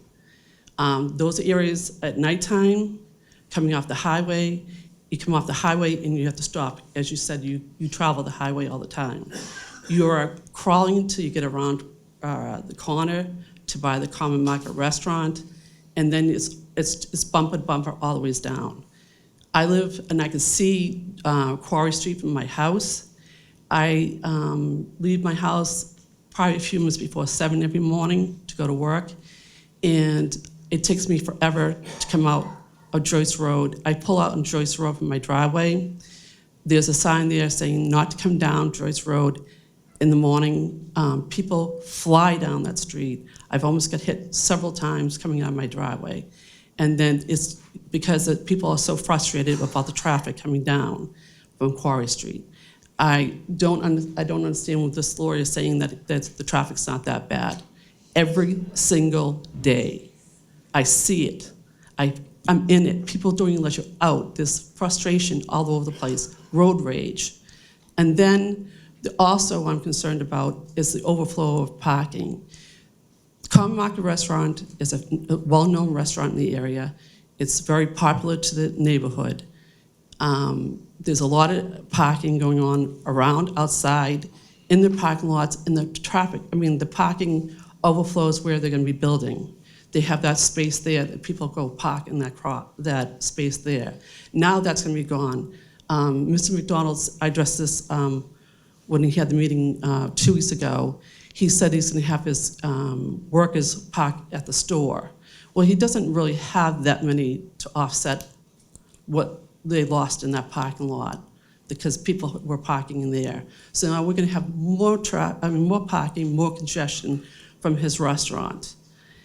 The one thing, and I'd like to address Mr. McDonald, you made a comment at your meeting, and I'm not really sure what you meant by it, and people have asked me, because they knew I went to this meeting, if it was true what you said. You made a comment that said that Quincy was turning into another Brockton, and I don't understand why you made that comment. We're not Brockton, we're not riddled with drugs and violence in our city. We're there living a good life, trying to establish our homes and everything else, and you made a comment like that. I would, because it's not really sitting nicely with me right now. You said that Quincy was turning into... Address to the chair. Okay, but I don't want to go off subject, but that was a comment he made, some kind of comment about Quincy was turning into another Brockton, or something to those effects. I'm not quoting it properly, but it didn't sit well with a lot of people that were at that meeting, and a lot of people were talking about it afterwards. And I think he should clear that up. And my main concern is, the traffic is one big issue. The parking from his restaurant is going to be another issue with us. It's going to be overflowing into the neighborhoods. My biggest concern, living where I live, because a lot of that is downhill, and I want to guarantee that I'm not going to flood out again. And that's pretty much it. Thank you. No, Hold on, No, no. hold on, yeah. You can't have repeat. I'm not repeating anything. I just want to You were here say, once. Why didn't we see a flood map? Why didn't we see a FEMA map? Why did the engineers and architects not show us Sir, we can, where it is? we'll turn to the project. Why is it not a Excuse me, 59? excuse me. Yeah, I understand the point. It also Well, used to be known as 100 Robert, so. Thank you. We're going to continue on with the public hearing. Thank you. Any other folks in the audience who want to comment on this? We have a couple pieces of written testimony that I'll read into the record. And then we'll give it to the project team to answer outstanding questions. The first email is from Mr. Mike Leahy from 85 Rogers Street. Hello, Quincy, Massachusetts Planning Board. About Planning Board case number 2025-05, 86 and 92 Willard Street and 135 Robertson Street. I'm against this construction project for these reasons: increased traffic in an already over-trafficked area, oversized structure doesn't fit in this neighborhood, the Granite House should be saved or moved. Thank you, Mike Leahy. The next one is addressed to the Planning Board. I'm a neighbor who lives at 85 Rogers Street, West Quincy, which is a very short distance from the proposed 6-story multifamily building consisting of 58 residential units along 2 levels of structured parking with 105 spaces. Firstly, I've lived in my home for 38 years and I like my neighborhood, but don't like all the cut-through traffic that has built up over the years thanks to the 2 highway exits and people trying to escape traffic on Willard Street. People getting off the highway in the morning to cut down Willard Street have even taken to making a quick ride onto Hall Place and then a left on the Rogers Street, speeding down my street just to rejoin their fellow cut-throughers, waiting to take a right turn onto jammed-up Willard Street. And one follows another, follows another. That is how desperate people are to find a shorter way. And the pattern reverses in the afternoon and whenever traffic backs up on the highway. I feel that this proposed development is a behemoth and way too big and tall and out of character for our neighborhood and will only add to the traffic problems. Surely it will create parking problems with their visitors looking to park on our nearby neighborhood streets, which we cannot have. Plus, there is a lovely old granite home on the property closest to Robertson Street, which I think should be preserved as part of Quincy's granite history. Why not leave that there and build a smaller complex? Quincy is so overdeveloped. Condos and apartments galore have gotten approved. I cringe when I read people from Braintree say, quote, "We don't want to become another Quincy," end quote. It hurts even more because I grew up in Braintree. Please reconsider this project as laid out. Sincerely, Cindy M. Leahy. I believe that's all. Everyone else has had Yep. oral testimony. Okay, so again, Councilor Devine, too. Counselor, excuse me, yep, thank you. Thanks. Hello, planning board members, James Devine, 117 Cross Street, City Councilor, Ward 4. First, I'd like to say thank you to all the people that showed up, pros and cons. It's great to see their input and get out here. It's not easy for everybody to show up and put their testament in. As far as what was just said about Brockton, I believe the statement was that we could have become a Brockton, referring to that we're doing better, not worse. I hope that's correct. Yeah, that he was just saying that we're not Brockton, but we could have been 16 years ago if we continued going the way we were. As for one of my neighbors that just spoke, she lives on Ulrich Road, and I also had a lot of rain at my house. I had 6 feet in my basement, which is not as bad as having it on your first floor. But I did have 8 feet in the backyard, so I do understand that. We do have a lot of water coming from Cunningham Park that runs down a lot of ledge that comes by the backside down Dustin Road, goes under the highway and comes back out right in that area. It follows, there's a natural swell that follows between some of those houses on Quarry, and then it goes, it's a culvert that comes into connection with Furnace Brook. It's a tight area, and that's one of the reasons that area flooded. So it is a very valid point to have concerns. I do know that we have the Caltech, if I'm pronouncing it wrong, my apologies.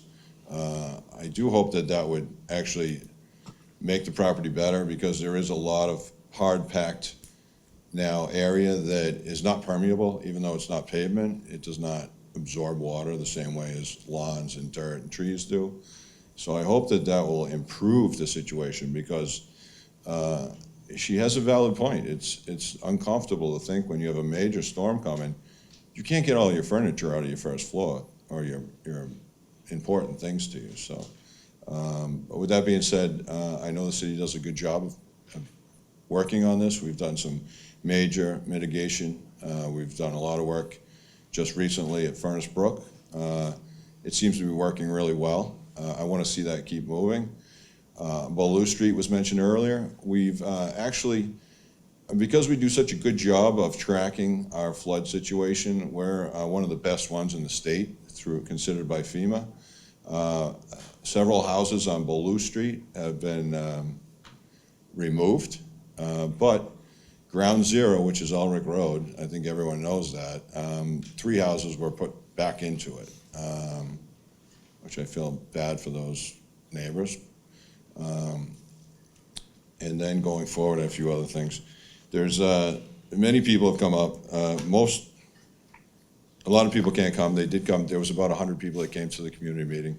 The reason we're having another community meeting that's going to be coming up on, there will be a date for it. We're having a traffic meeting on, sorry, one second, March 26th, 6:30 at Bernazzani. Because there was so much tension in the room about traffic, not just because of the project, but as we already heard from many of the residents, that we all know it's a problem. When everybody comes to that one little arrowhead, we're all coming from the same area trying to get to the same place. So that is a major issue. So like I said, many of the people don't have an issue with exactly the project, it's the size of the project. A lot of people feel that the majority of the people that have spoken to me and asked me to speak for them have stated that that project is too big for the area. We heard that from many of the residents. It's Ed Grennan and Ally, I believe they are meeting a constituent on site, and then they'll be coming to the meeting and working with us at Bernazzani. I think there was, I'm sorry, there was a constituent or a neighbor called Janet Pratt. She's not able to make it, but she did ask me to speak for her. She's opposed to the project. Lighting, I did hear mention of lighting. Compass Medical, which is next door to my house, was recently renovated about 10 years ago, I think. They did a phenomenal job with downlighting, like lighting that doesn't shed light pollution. So I hope that, I did hear that there was some pretty good lighting. I hope that they work really hard at it, because it's pretty impressive when you can have illumination, but it doesn't make the place look like it's lit up like, you know, we're in a war zone. And then I'd like to just say, not as a counselor, but on my own, the little house of the McDonald's on the corner, through the board, I'd like to just address towards the builders. The McDonald building, nobody's come up and said anything to me, but I just felt like it's going to look odd, or like the little house and up, next to such a large building. I was hoping that, this is just a suggestion or a request, that they might be able to work with that property owner to make that property look similar to the big building. So it is a commercial building, and I know it's renovated. I wouldn't like to see a small business incur a large cost to themselves just because a larger, newer building moved in, but if they have an ability or wanted to, it would be nice to maybe make that building look similar to the project, because it is, it's not really a gateway because that's an exit way. It's a one-way, so nobody's coming in, but it is something that people will be looking at, and a lot of the neighbors have stated that they don't like the way the building looks, but I'm not here for that. I'm just saying that it would be nice to see that building look similar, because it's gonna look peculiar. And that's only as a neighbor, not as a counselor. Thank you for your time. Thank you, Counselor. Andrew did talk about flooding. I don't know if Carlos wanted to. So there were a number of issues obviously brought up. I know flooding was one concern. If you have the, I don't know, flood zone map up or, you know, the area. We unfortunately don't have the flood zones mapped on these because they're not on our property, but I can point to some context of where we might be looking at. If we go back to the aerial, I could just show maybe some of the areas. So as mentioned earlier, that Cunningham Brook used to go through here before some drainage improvements were implemented. But there's a swath essentially through here, which is lower than our site. So we're, I forget the exact elevation, but we're maybe about a foot above the flood zone. So it's a FEMA zone A, so they identified an elevation. The intersection here is pretty close to the floodplain. So it basically stays on the, call it the north side of Quarry Street. Our site is entirely above that, and on the high side, 15, 18 feet above the floodplain. So we're not within it, we're aware that there's a floodplain nearby. The flood map is in the stormwater management report, so it's all in there. And if there's any additional detail, we're happy to discuss it at the future and work with the peer reviewer on that. And just to reiterate, this case is not being voted on tonight. This will be continued to, I believe, the May meeting, if that's. Yep, the May meeting. So, and I know you have another community meeting coming up, but Attorney Fleming, do you have? Oh, sorry. Sorry, Councilor Devine, Council. back up. Yeah. Sorry. I'm glad you mentioned that. I should take better notes. My apologies. I would like to ask that you keep the public part of this open so that the next meeting, anybody that was not able to make it can come to the next one. Just because not everybody was able to make it, I believe. Okay, thank you very much. Thank you. Excuse me. I live at 69 Willard, and I didn't get a notice of this meeting. How about the people at 64 Willard? Did they get notices? Supposed to be within 100 yards, right? I'm right across the street. I didn't get a notice. I'm just wondering, did they get a notice? We didn't, none of us, all of us, we only got a notice, Canal Street didn't get them, we're all affected by the floods. And we did not get any notice. Ulrich Road is probably outside the 300-foot zone for the abutters list. A certified abutters list, I'm sorry, again, Edward Fleming. A certified abutters list was provided to the board, as the members know. And the certified abutters list actually controls the notice that's sent out to the neighbors. But this was also posted in the, Patriot Ledger as well. And I know that we had a neighborhood meeting, and I believe additional notices were sent, I don't know. Yeah. Yeah, so I know that Jim Divide had originally sent out about notices to about 1,400 people, and we had advised the neighbors at that meeting when the hearing was tonight. We heard the comments and concerns that were raised tonight. Excuse me? You didn't notify us at that meeting when the next meeting was. Yeah, I told everybody that it was, on March 19th. And I put my name on a list with an email address, and I still didn't get one. I don't control that notice. I did Right, a but don't say certified that we were notified at that meeting, we didn't get notified. orally. Okay, I'm gonna, Orally. Anyway, we've heard the concerns and that have been raised by the neighbors. We'll continue to work with the city and the peer review consultant on the issues related to traffic safety in the intersection. We'll continue to review the historic nature of the building and see how we can incorporate those features into the building. Mike touched on it, but we're continuing to work on that matter as we move this forward. As you know, this is going to be reviewed by peer review as well. We received the initial peer review letter from Fuss and O'Neill, and we haven't yet responded to that, but we'll be working on that response as well. So thank you. Okay, thank you. Okay, I'm going to entertain a motion to continue this hearing to the May 21st Planning Board meeting. So moved. Moved by Member Foley, second by Member Shaughnessy. All those in favor? Aye.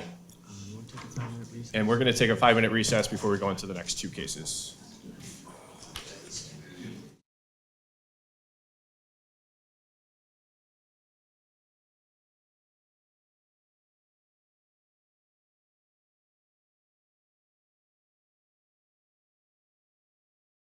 Convene the Planning Board meeting March 19th. I didn't know you got it. Oh, yeah. So the next two cases, they are being developed by the same developer, so I'm going to open them both at the same time. I'll read both cases separately, but we'll do it as one if that works for everyone.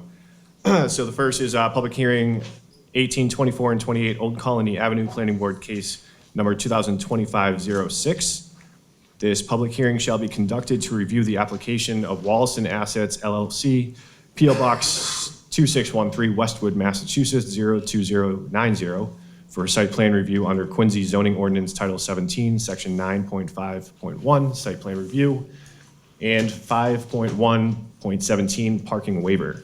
The applicant proposes the removal of existing four-family buildings and construction of a new 94-unit multifamily residential building with 2 levels of structured parking for 97 vehicles. The proposal will also include structured outdoor deck space for the residents, along with professionally designed drainage controls and landscaping. The property contains 30,802 square feet, more or less square feet of land, and is located at 1824 and 28 Old Colony Avenue. The subject property is located within a Business C zoning district and shown on Assessor's Map 5091, lots 5, 6, and 7, plots 122, 121, and 120. Also being heard is public hearing 38 Old Colony Avenue, Planning Board case number 2025-07. This public hearing shall be conducted to review the application of Wollaston Assets LLC, P.O. Box 2613, Westwood, Massachusetts 02090, for site plan review under Quincy zoning ordinance Title 17, Section 9.5.1, site plan review, and 5.1.17, parking waiver. The applicant proposes the removal of existing residential buildings and construction of a new 27-unit affordable multifamily residential building with structured and exterior parking for a total of 18 spaces. The property contains 11,303 more or less square feet of land and is located at 38 Old Colony Avenue. The subject property is located within a Business C zoning district and shown on Assessor's Map 5091, Lot 9, plots 118. Attorney Fleming. Thank you, Mr. Chairman, members of the board. Again, Edward Fleming for the applicant, Wollaston Assets LLC.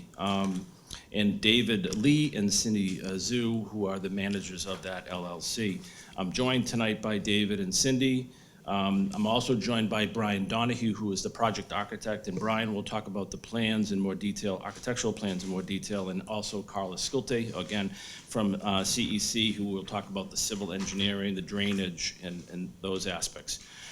So a little bit of background. So David and Cindy, who were born and raised in Quincy, North Quincy High School graduates, decided when they started their real estate business that they wanted to come back and invest in the city. That was the first place that they wanted to invest and get involved in real estate development. And they've done so. And over the past number of years, they've acquired a number of different parcels of land, including the parcels that we're talking about tonight, which is 18, 24, 28, and 38 Old Colony Avenue. But they also purchased properties over in Albertina and Branch, and they're actually in the process of constructing and almost completing 4 new duplex-style homes in that particular neighborhood. They're coming out beautiful, by the way, and they fit really well within that neighborhood. And I know that David and Cindy have had a good relationship with a lot of the neighbors over there in Albertina and Branch. That site's very difficult as well to build on, and I think that they've had a great working relationship with the community and the neighbors over there. They also acquired a property recently at 506 South Street over near the shipyard, and they're going to be proposing another residential proposal in that area. But I talk about that because they have Quincy roots. Their families still live in Quincy, and they were very interested in establishing in their real estate company here in Quincy. I'll start with the bigger project, but I want to talk about both projects if we can. So there's 2 different projects that we're here to present tonight. The first that you read, Mr. Chairman, involves 18, 24, and 28 Old Colony. There are 3 parcels of land that are contiguous on Old Colony Avenue, and in total, they're about 30,768 square feet in size. That parcel, like the parcel at 38 Old Colony, which is essentially one parcel away, as you can see in the plan, The larger parcel, 18, 24, and 28 are shown as the larger parcel. 38 is separated by one house that's owned by a different property owner. That second parcel of land is about 11,236 square feet in total size. Both of those parcels are actually located within the Business C zoning district. But I think even more importantly, they're also included in the Wollaston Revitalization District.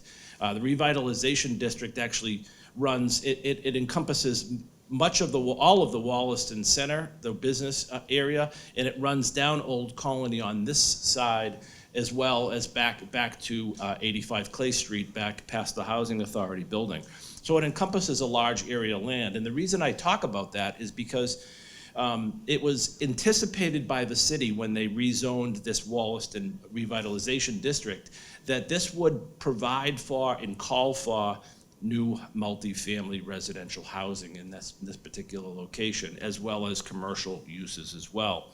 So not only does the Business C category provide and allow for large-scale multifamily housing, the new Wollaston Revitalization District provides for that as well.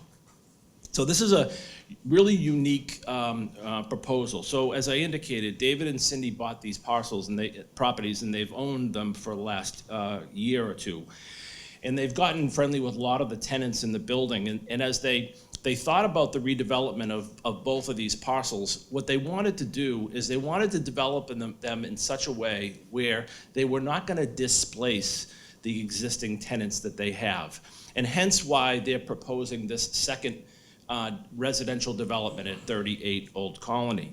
What that proposal provides for is essentially when they build this larger multifamily building on the larger parcel, they'll build a smaller parcel and they'll build that building first. And they'll have that building available and offer that first to the tenants that live within the houses, the 4 multifamily houses that sit on the site.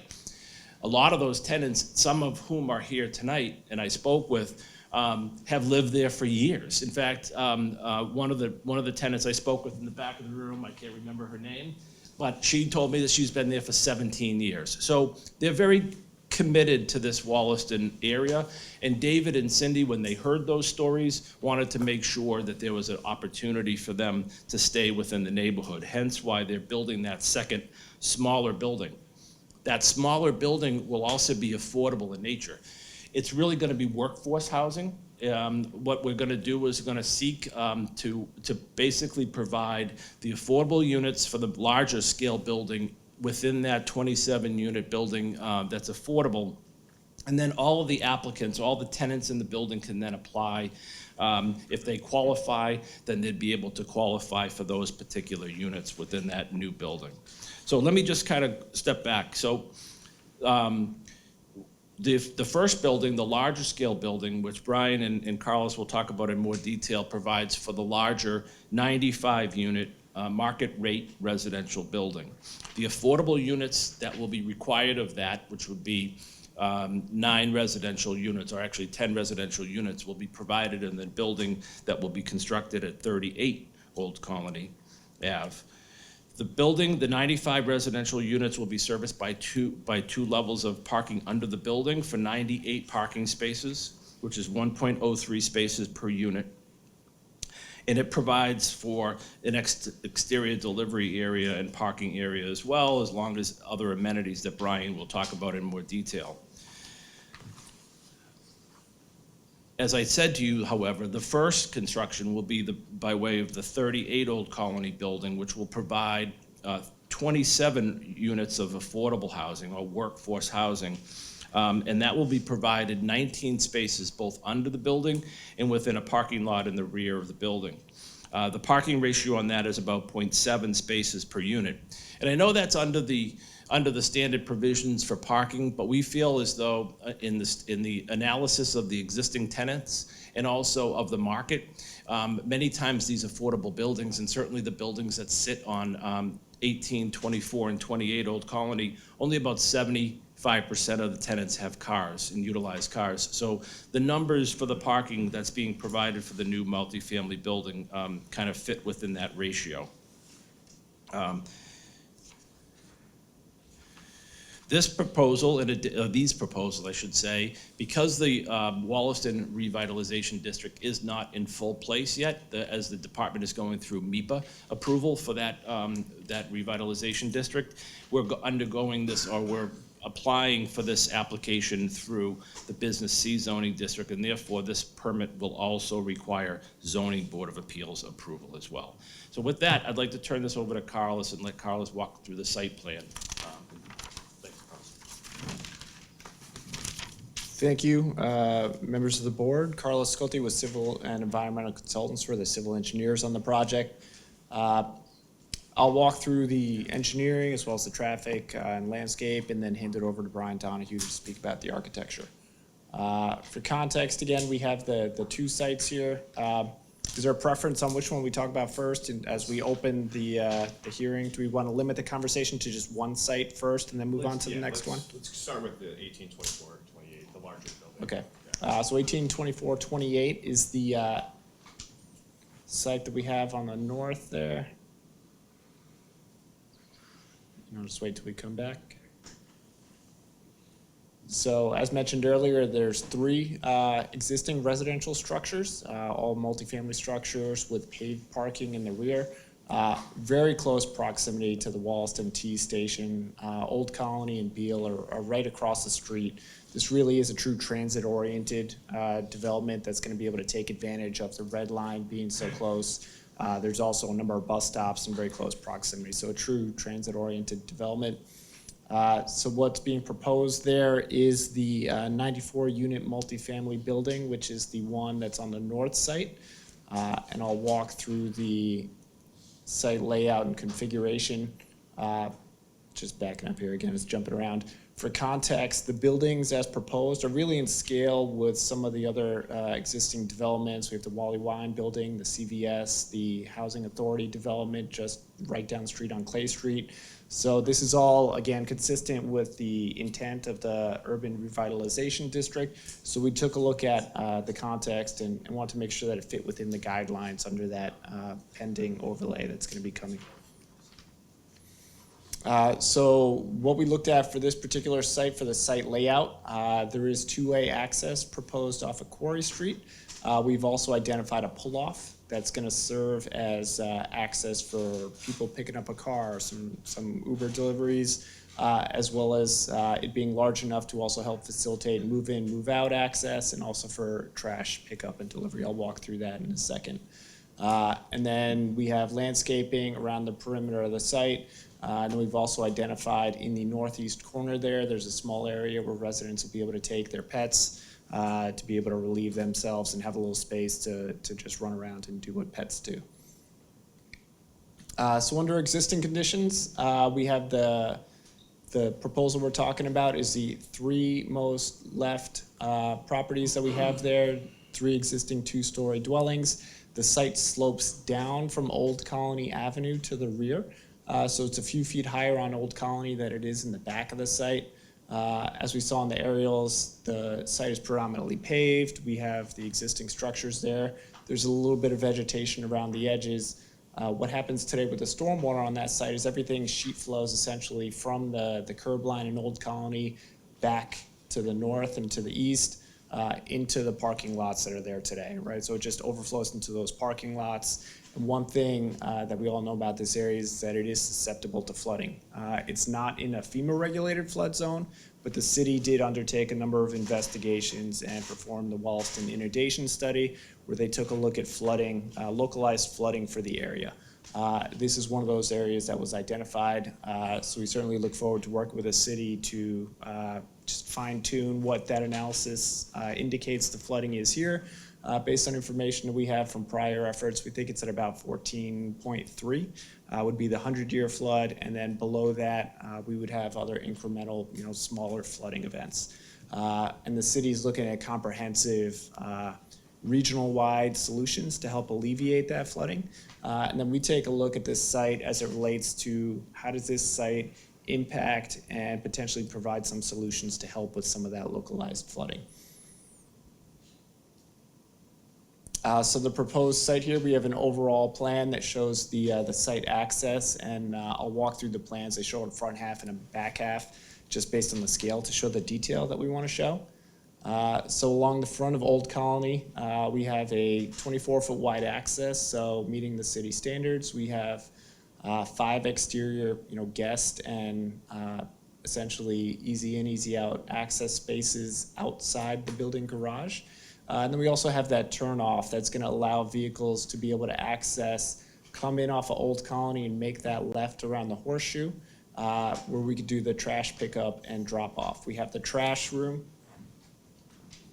located right here with a sidewalk that will allow the trash to be able to push it out. So everything's managed inside the building. We push it out, the trash truck would pick it up. They pull the trash back into the building, all privately managed, and then they're on their way. The same thing too with pickups and drop-offs for residential move-in.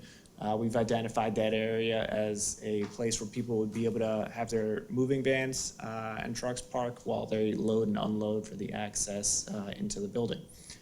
We've also identified snow storage on the site there to be able to find areas where during snowfall we make sure that the traffic operations will remain unimpeded.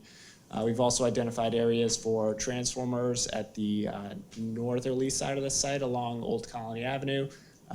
We have the National Grid transformer located there as well. And then Brian will talk about the access into the building and the entry and how that gets treated from an architectural standpoint. But we have a pedestrian connection to Old Colony Avenue, as well as the main entry is in the middle of the building there, which is framed architecturally with some features there, as well as supplemented with landscaping. And then I'll walk through the photometric plan later, but we're also identifying some low-level bollard lighting along that walkway as you come into the site to provide a sense of place and dress it up without creating too much light that would be obtrusive to the abutters. And then we also have a walkway there that wraps around the back side of the building. As we swap to the next page here, essentially we'll show the context in the landscape plan, but we have fencing around the site just to be able to provide a sense of security within the property, supplemented with landscaping. And then we have that walkway that provides access to that nook in the northeast corner, which would be used as a pet refuge area where residents would be able to walk their pets and do what they do there. From a grading, drainage, and drainage standpoint, one of the things that we looked at here, and we worked with Brian on the architecture and the access, is within the garage. Essentially, we enter at the street level, so we come up a little bit to get into the garage. There'll be a little bit of a ramp down to get to a lower level of the garage, and then a little bit slightly higher than the entry to get into the main street level parking. So there's an interior ramp to get to a lower level there. So that works well with the grade on the site in that it does actually pitch to the back of the site as well. So again, working with that grade to make sure that the lower level of the garage is right about just slightly below the adjacent grade along the rear of the property. So we're picking up the roof drainage from the entire building. So all the roof areas from the building stormwater will be captured in the flat roof, collected by the roof drains, and then discharged to the same stormwater system. Very similar to the previous site. We have a number of stormwater chambers that'll be located under the parking or under the paved parking area there. And one thing we did do with the stormwater management on this site, knowing the flooding concerns in the area, we did reach out to the engineering department just to identify if there was any specific metrics. Absent any particular specific guidance, what we did was we over-designed the stormwater management system, so everything up to and including the 2-year storm, which is a little bit more than the 3-inch storm. All the stormwater entirely gets held and contained within that stormwater system without any release whatsoever. So the storms you get every year throughout the year, unless you get a really intense storm that you might see every other year, every 5th year, every 10th year, will be entirely contained without that system, without any discharge to the back. So we over-designed the system to try and reduce the amount of runoff that does go to the rear of the site where that localized flooding problem is identified. And the discharge from that stormwater system would be just discharged through a pipe, so the overflows for those larger storms would discharge to a pipe in the back. We have a trench drain in the back where the stormwater would discharge, and then we have a berm that essentially creates a level area where the stormwater would just evenly dissipate, just like it does today. So right now, it just flows across the property line. For the larger storms, we're recreating that condition with the stormwater design that we have here, although the total runoff and the peak rates will be significantly less than they were under existing conditions, the way it's been designed. From a utility standpoint, we have new water connections for fire protection as well as domestic water. We have new sewer connections for the domestic sewage as well as oil water separators to collect the garage floor drains and discharge them all by gravity out to Old Colony Avenue. We have new electric transformer to be able to provide the power for the proposed building, all underground utilities, as well as incidental gas service for the common areas for the building, and then telecommunications services as well, all available within Old Colony Avenue. Nothing in the rear of the site for utilities. From a landscape design, what we really want to do is working with the team on the streetscape and the presence that it has. There was an effort to step the building back for two reasons: to be able to provide access for the vehicles, to be able to come off the street for some of those deliveries and for the access for the drop-offs, as well as to not make the building feel imposing on the street as well. It also provided opportunity to provide essentially some more mature trees, because we have a pretty good setback from the street, as well as some foundation plantings around the building. And then also framing and working with the architecture on the building entrance to really have a nice presence and a welcoming feeling there.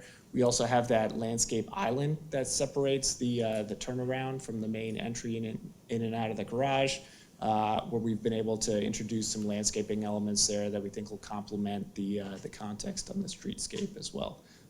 And all new sidewalks improved along the frontage as well. And then as we step down back and around the site, again, we'll have a screening fence along the east side and the rear, and essentially reconstructing the fence along the west side, supplemented with additional landscaping that provides screening along the building level to break up the feel of the materials on the building, to provide some relief there. We've also included a photometric plan. Again, we have some low-level bollard lights along the walkway on the way in. We have some building-mounted lights that provide safety lighting for vehicles in and out of the garage and the main entrance. And then that's basically it. We're not adding a lot of lighting around the back and the rear of the property because there wouldn't be much activity back there. And we really want to meet the guidelines to keep the lighting within the site itself. We've included vehicle turning exhibits, also included in the traffic study, I believe, that just show the access for how the truck maneuvering would be for trash pickup. They come in the site, they loop around, and they leave again. We've also included turning templates for passenger cars, showing how the passenger cars work within the garage as well. And then I will also talk about the traffic briefly before we get into the architecture here. So we did also perform a traffic study and prepared a traffic impact analysis. There was one traffic study prepared for both sites in aggregate, just because on these sites it's more fair to evaluate them that way, because eventually they would have a cumulative amount of traffic impact on the neighborhood. So what we did was we collected traffic count data again in the AM and the peak and the PM peak hours. And we identified traffic projections for what the new development would result in. So this site would result in an increase of 30 trips, which would include 23 out and 7 in the AM peak hour. And the PM peak hour would be 37 new trips, so it should be 23 in and 14 out. Now, one thing that we did was conservatively, we didn't allocate any existing trips to the multifamily residences that are there today. We want to present a conservative analysis of the project as a whole, and we also didn't discount the trips and the traffic based on the proximity to the T. Again, a conservative analysis just to identify, what a mid-rise multifamily development might generate, absent the benefits of being so close to that multimodal transit. And what the traffic study did identify was that under existing conditions, all of those intersections are working fairly well right now, except for the one that's northbound approaching Old Colony at Beale Street. So that used to have a signalized intersection. A little while ago, that signal was removed in favor of pedestrian actuated crossings there. And that's something that we're looking at, and we understand that's just under existing conditions. It doesn't really work all that well because there's not a lot of gaps in the traffic because Beale Street is the predominant activity. There's not a lot of opportunities for people to make that left turn out.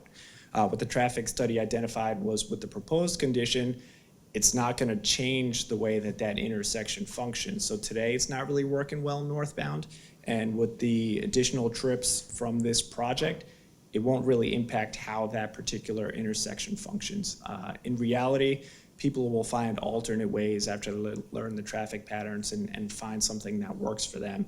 Every other intersection that was studied as part of this study, which included Old Colony Beale, and then we also looked at the intersection of Old Colony, Pitts, and Standish, which is where the other site is. And that intersection works as a stop controlled at both locations, Old Colony northbound as well as Standish northbound. The southbound movement is free flow going southbound.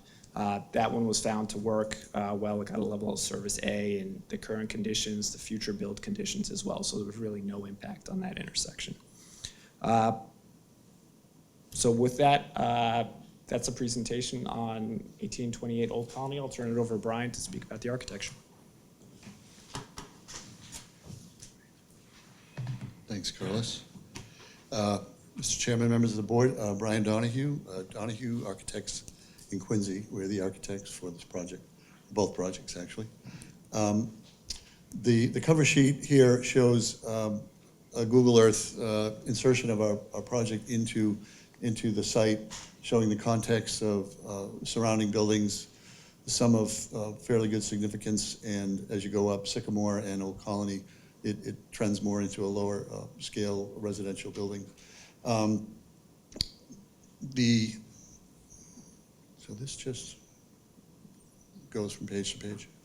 I haven't used this one before. Okay, all right.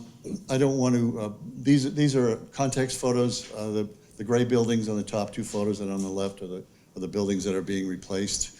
And the yellow box, those three multifamily buildings will be part of the development.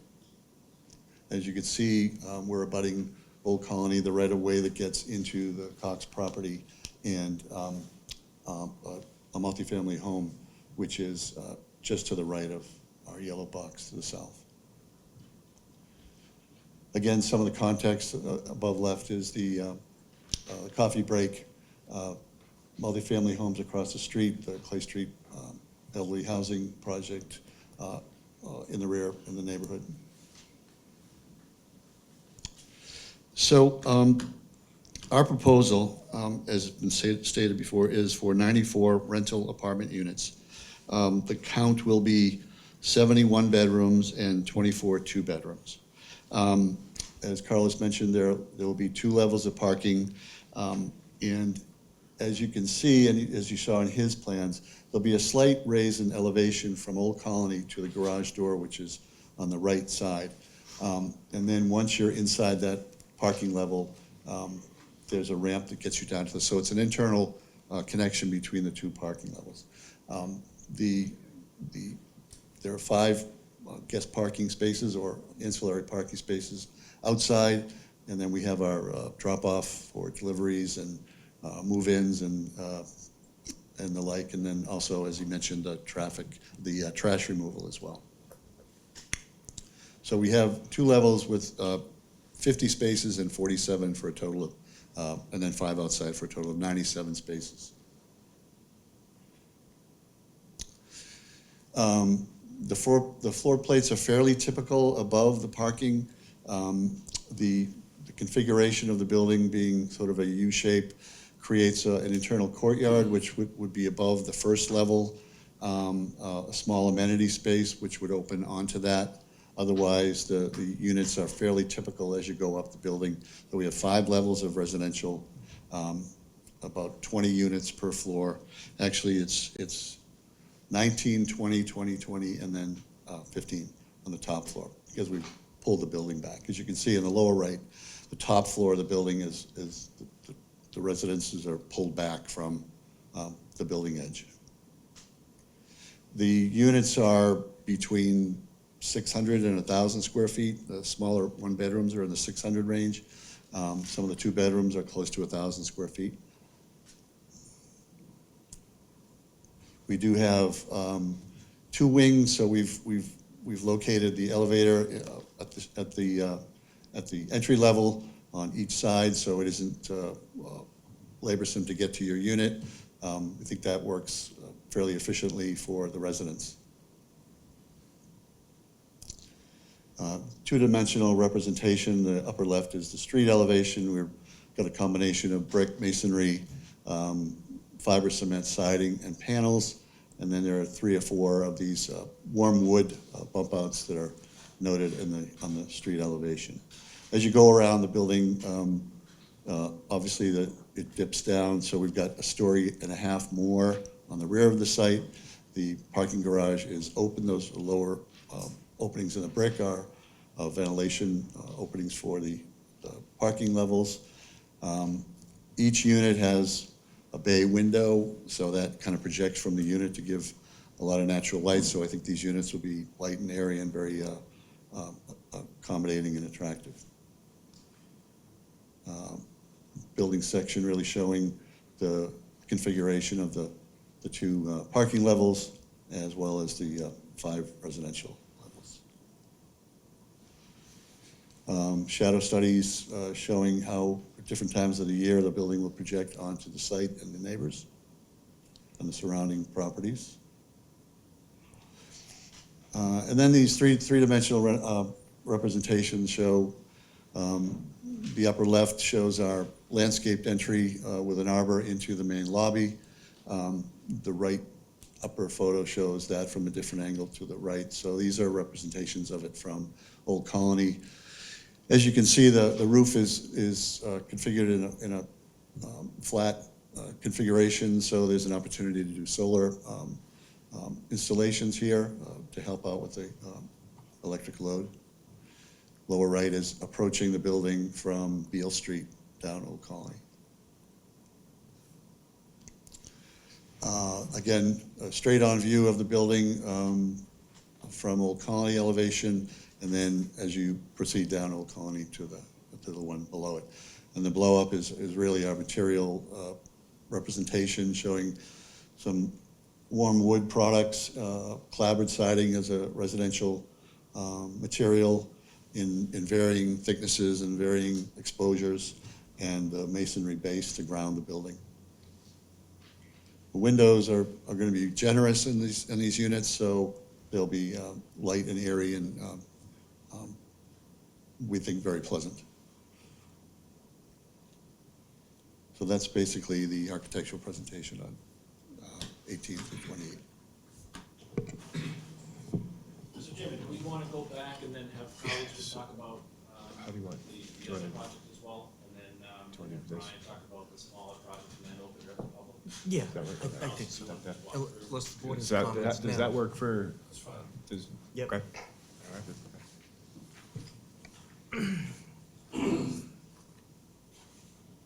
Members of the board, Carlos Coulter with CEC. So again, for context, the other site that we're talking about here is the smaller, more rectangular one to the south. This one has access on Old Colony Avenue, but also has access on a private way. So Pitts Ave along the southeasterly side, there's a private way. It's currently paved. The city has parking signs on there, so it's effectively utilized as a public space or as a public right-of-way. So as part of the project, we would be improving that private way back to the rear of the site, as well as providing the primary access on Pitts Avenue as well. So what's there today is just kind of a bit of a degraded, it's tough to see on this plan, but under existing conditions, there's just kind of a narrow paved drive that services the existing parking area for the subject property, as well as two properties on the east side of Pitts Avenue as well. There's driveways to a garage, as well as kind of a driveway to an access area on that site. So as part of the improvements, we would reconstruct Pitts Avenue, maintaining those driveway access points, providing curb cuts for those on that side, as well as providing access into a garage where there would be interior parking, which you could see about 2/3 of the way into the site. We have, so we would have primary access into the structured parking below the residence here, as well as access to an exterior parking lot in the rear of the site.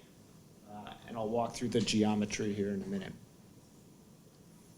So similar to the other site, just talking about elevations, it's a little washed out on this plan, but Old Colony Avenue is again a few feet higher than the rear of the site. So under existing conditions, there's a bit of woodlands back there and some scrub. People dump materials back there. When we did our site visit, there was just random debris back there. So there's the stormwater currently runs from the front of the site where it's elevated along Old Colony Avenue and then just kind of pools to the back. There's a small pooling area, and then any significant storm, it just overflows into the adjacent parking lot again, just like the other site, and just continues on down the way. This one, similar to the other site, is part of that Wallaston inundation study area.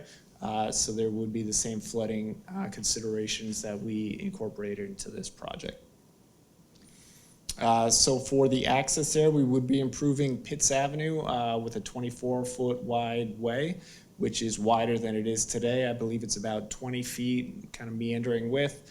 We'd be adding a new pedestrian sidewalk along the edge of Pitts Avenue that would allow residents to be able to access the Old Colony private right-of-way. We'd be improving the accessible intersection at the northeast corner of Old Colony Avenue and Pitts Avenue, as well as the frontage along the front of the site, providing ADA access up to the lobby area.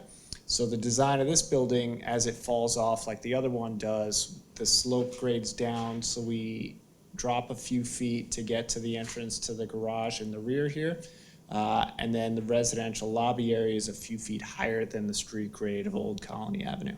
So we'd have a few steps leading up to that main lobby area, as well as that accessible ramp that would provide accessible access for handicapped folks to be able to get into the building. We'd be reconstructing a new fence along the edge of the perimeter on the northerly side and the easterly side. And the exterior parking that we have there, we allocated space for a dumpster for exterior trash storage that would be fenced in.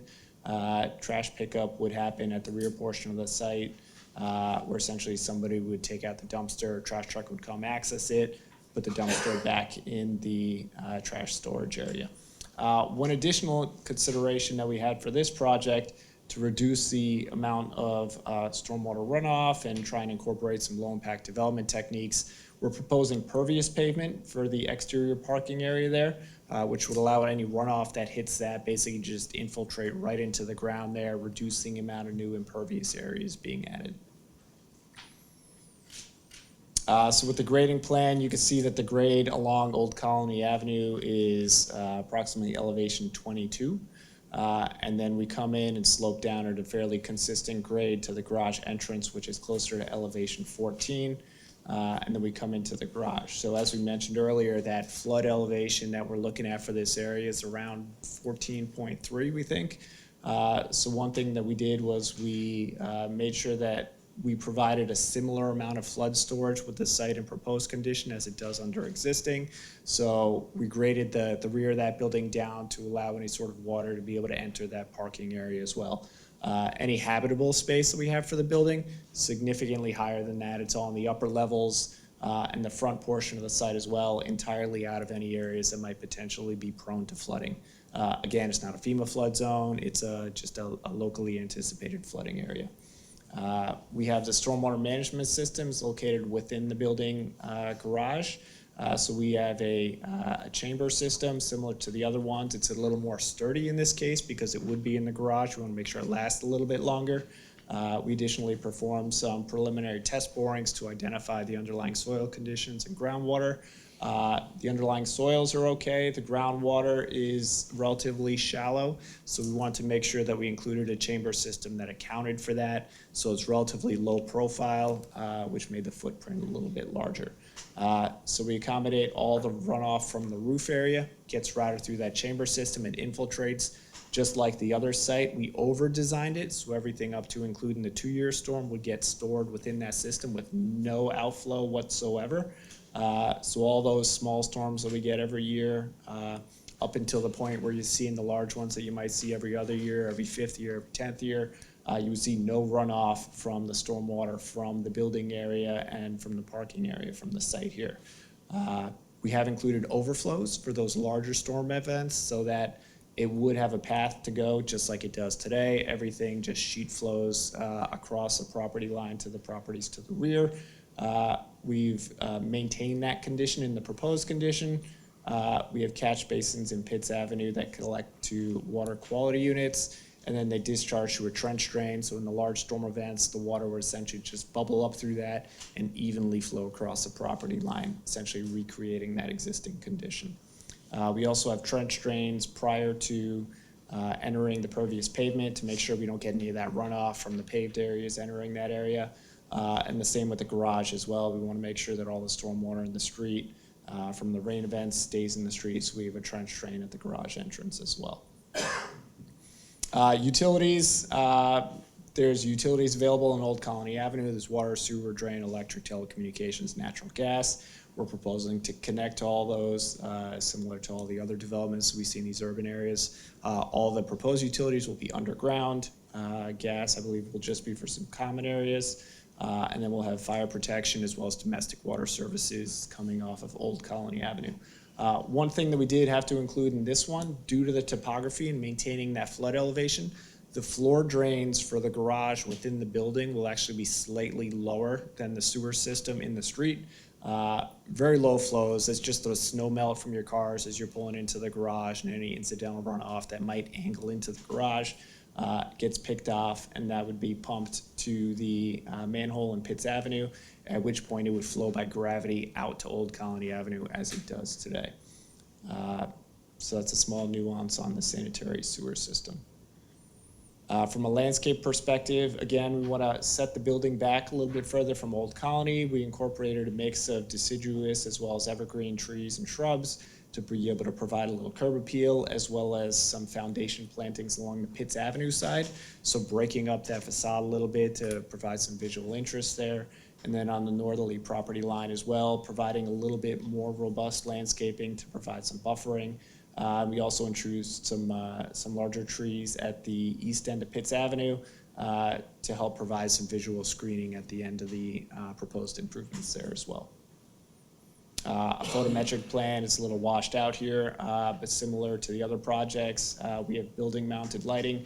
We do have one exterior light being proposed. It's tough to see on this plan. But we have one exterior light proposed there. That would be a pole mounted light that would provide some lighting for the parking lot. The rest of it would be building mounted to provide security and safety lighting for the residents entering the garage, as well as the pedestrian access areas. Also included truck turning movements showing trash pickup and drop off, as well as passenger car movements showing that the access into and out of these parking spaces would be generous to be able to provide the space we need. Everything's Quincy standard, 24-foot wide drive aisles, 9x18 parking spaces. From a traffic standpoint, similar to the other project, we collected traffic counts. We analyzed the sites together as part of that overall traffic study. This site, with the proposed 27 units, would generate about 10 additional trips in the morning. That would be 8 out, 2 coming in. And in the PM peak hour, that would be 11 additional trips. That would be 7 coming home and 4 leaving. So again, no impact on any of the intersections. We recognize that the northbound Old Colony approaching Beale Street has some delays just because it's a stop-controlled intersection and the Beale Street traffic doesn't really provide a window to get out. So with that, I'll turn it over to Brian for the architecture.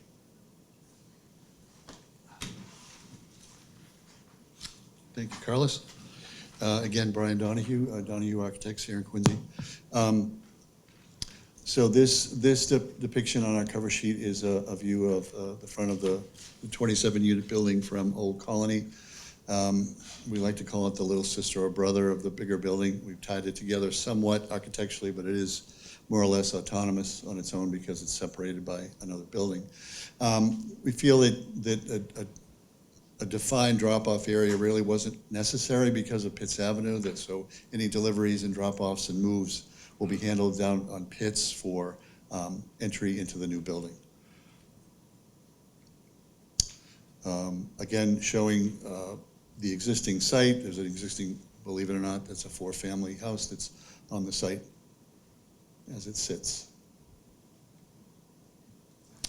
Some context photos showing the Gavin Foundation building across the street. The top left is the multifamily that is next to us and will remain next to us. And then the lower left photograph is going up Sycamore.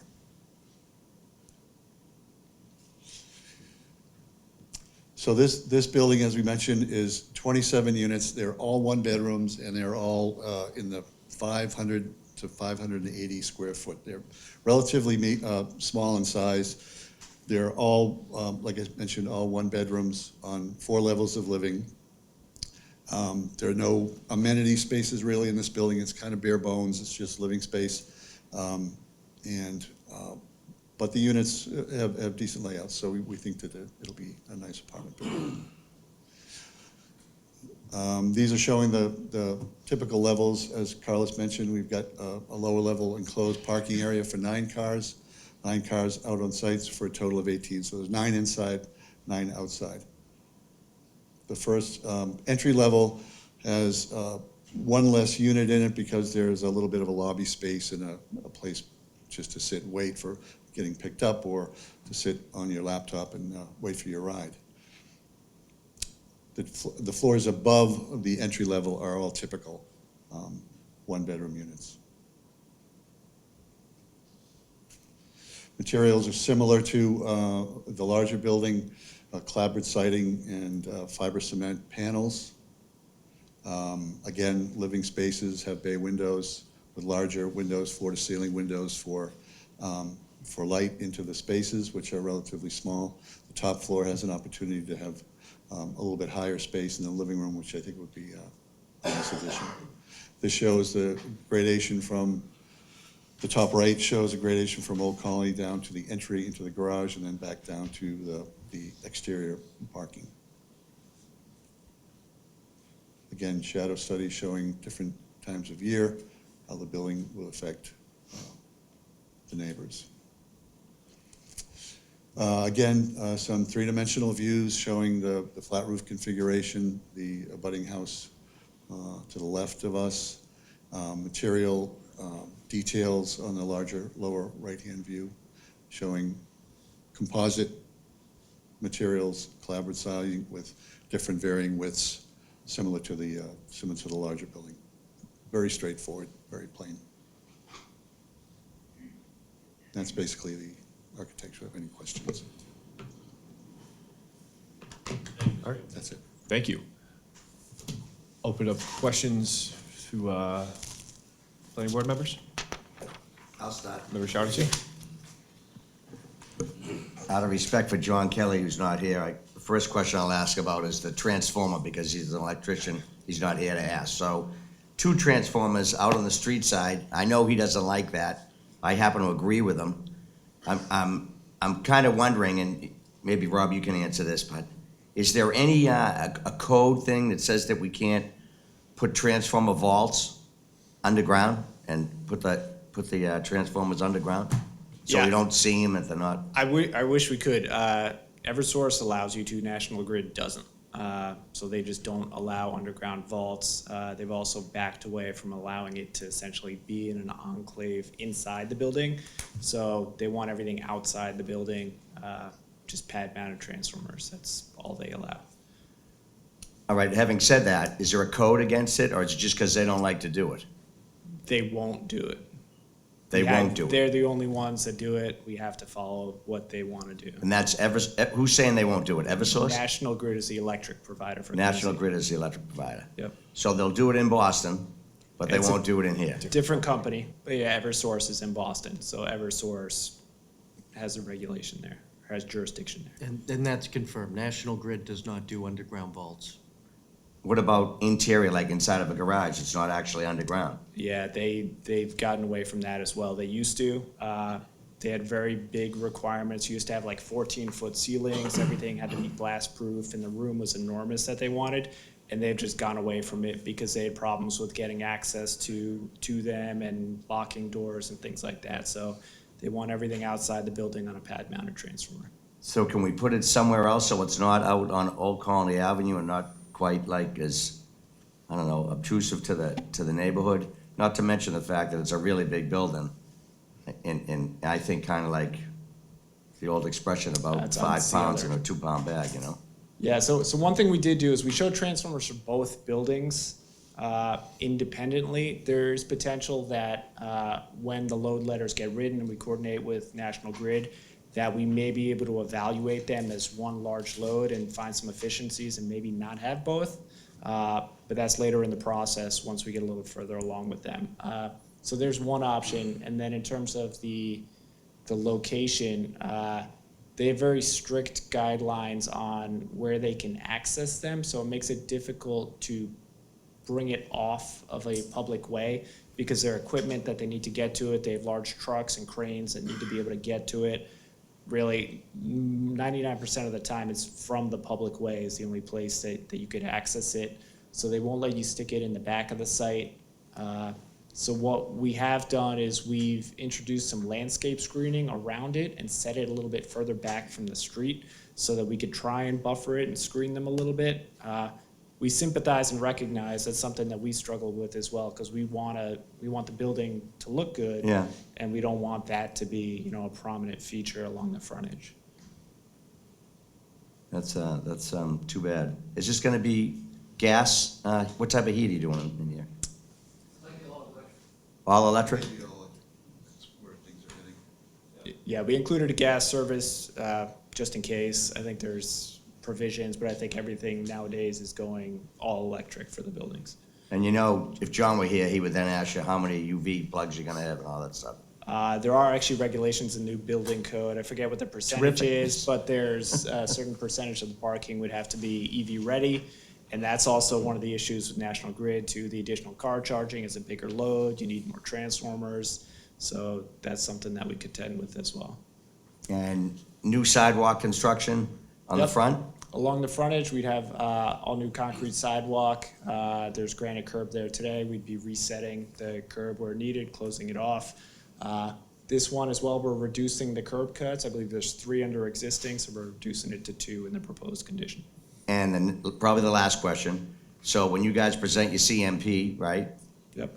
I would think you'd want to have 2 police officers because it looks like you're going to block complete pedestrian access going up the street as you do the construction. Is that what's going to happen? We would. There's a sidewalk on the south side of Old Colony as Right. well. So we'd work with the city to make sure that if there's crossings that are needed. And an officer at each end during construction, so the pedestrians that are trying to get to the Wallace and T station, right? This officer's down there, helping that person go across over here. This officer's down this end, helping that one go across over there. Because, my only experience on this was when I deal with Boston with a lot of equipment, they would make you put in pedestrian passageway while you did the construction. The whole thing would be completely scaffolded. They wouldn't allow you to stop the people from walking up the street, and you'd have to hoist over the pedestrian protection. And I think that's rather difficult to do a lot of times. So we try and say to them as, a little mitigation here, hey, let's put 2 police officers here, and they can help the people walk across the street, which seems pretty simple, but it's something like that helps, especially, you have a lot of people, I would think, going into the Walls and T station in the morning, and in the afternoon, they're coming down, plus they're looking at the phone, they're not paying attention. You know what I mean? So I would think when you talk to them in the CMP, consider having an officer at each end of your construction. You don't want someone to trip, get hurt. It's gonna cost you more in the end if someone gets hurt there, so that's. Sure. Sir, if you could just, if you could just approach the podium. Come on down. Yeah, come on, yeah, Come on down. Tell him, Larry.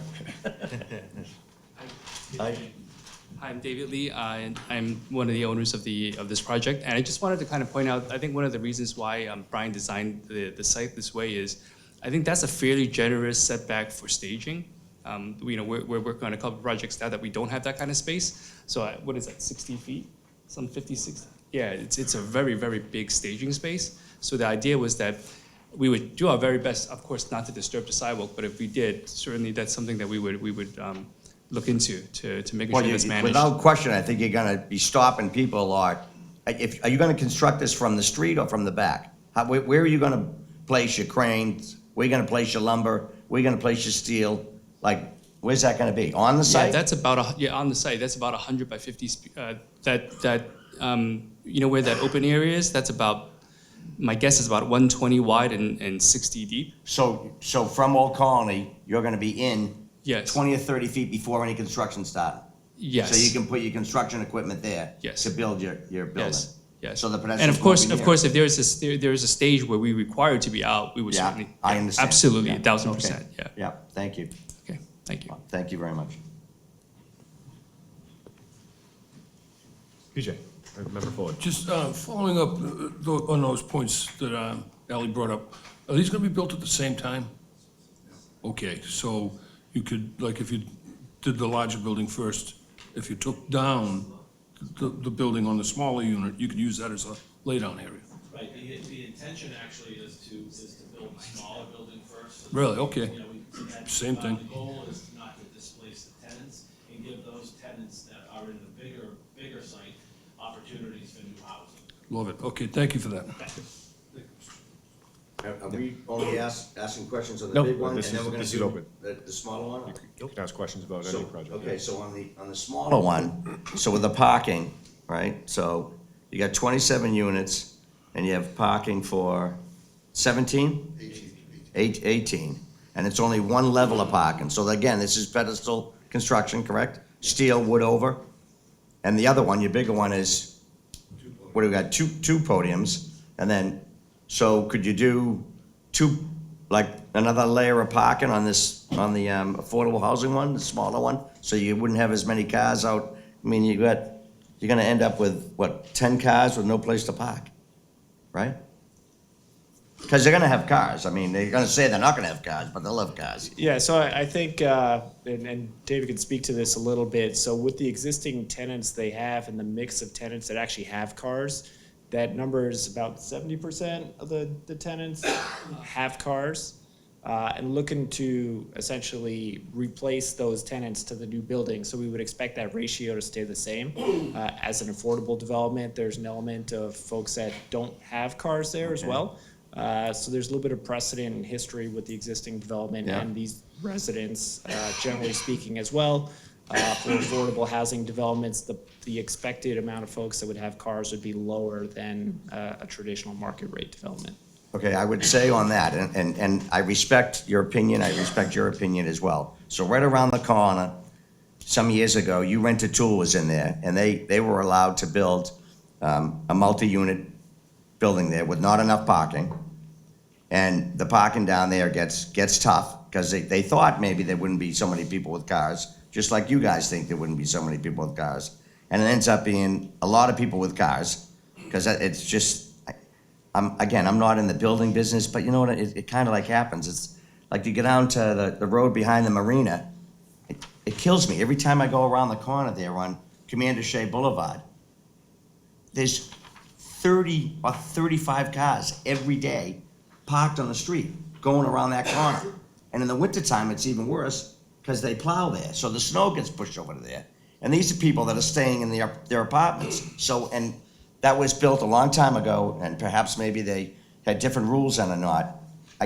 I'm like from Missouri, you know, you can tell me 100 times, but until I see it, and I've seen a lot of it, gee, they thought there would only be 10 cars, and every day there's 20. And then the neighbors, like this poor guy over here, next to his house, what's the story with the guy in the middle? Is that a cousin you don't like or something? I mean, why didn't you just buy that guy's house? Why don't you get his house too? You know, I mean, I mean, he's gonna be on, think about it, the guy's gonna go out there and say, how's it going today up there, you know? No, with respect, Michael's here today. I think he's a much more experienced developer than I am. And I think Okay. he's got some great plans to. Don't think I'm picking on you. To help. No, not at all, not at all. But I think he's got some great plans for that particular parcel as well. And you know, I look forward to supporting him as well. I just wanted to address the parking matter because we do manage, so we self-manage the units, and we have 18 units. 28 bedrooms actually, so 10 of those units are 2 bedrooms, so it's a total of 28 bedrooms.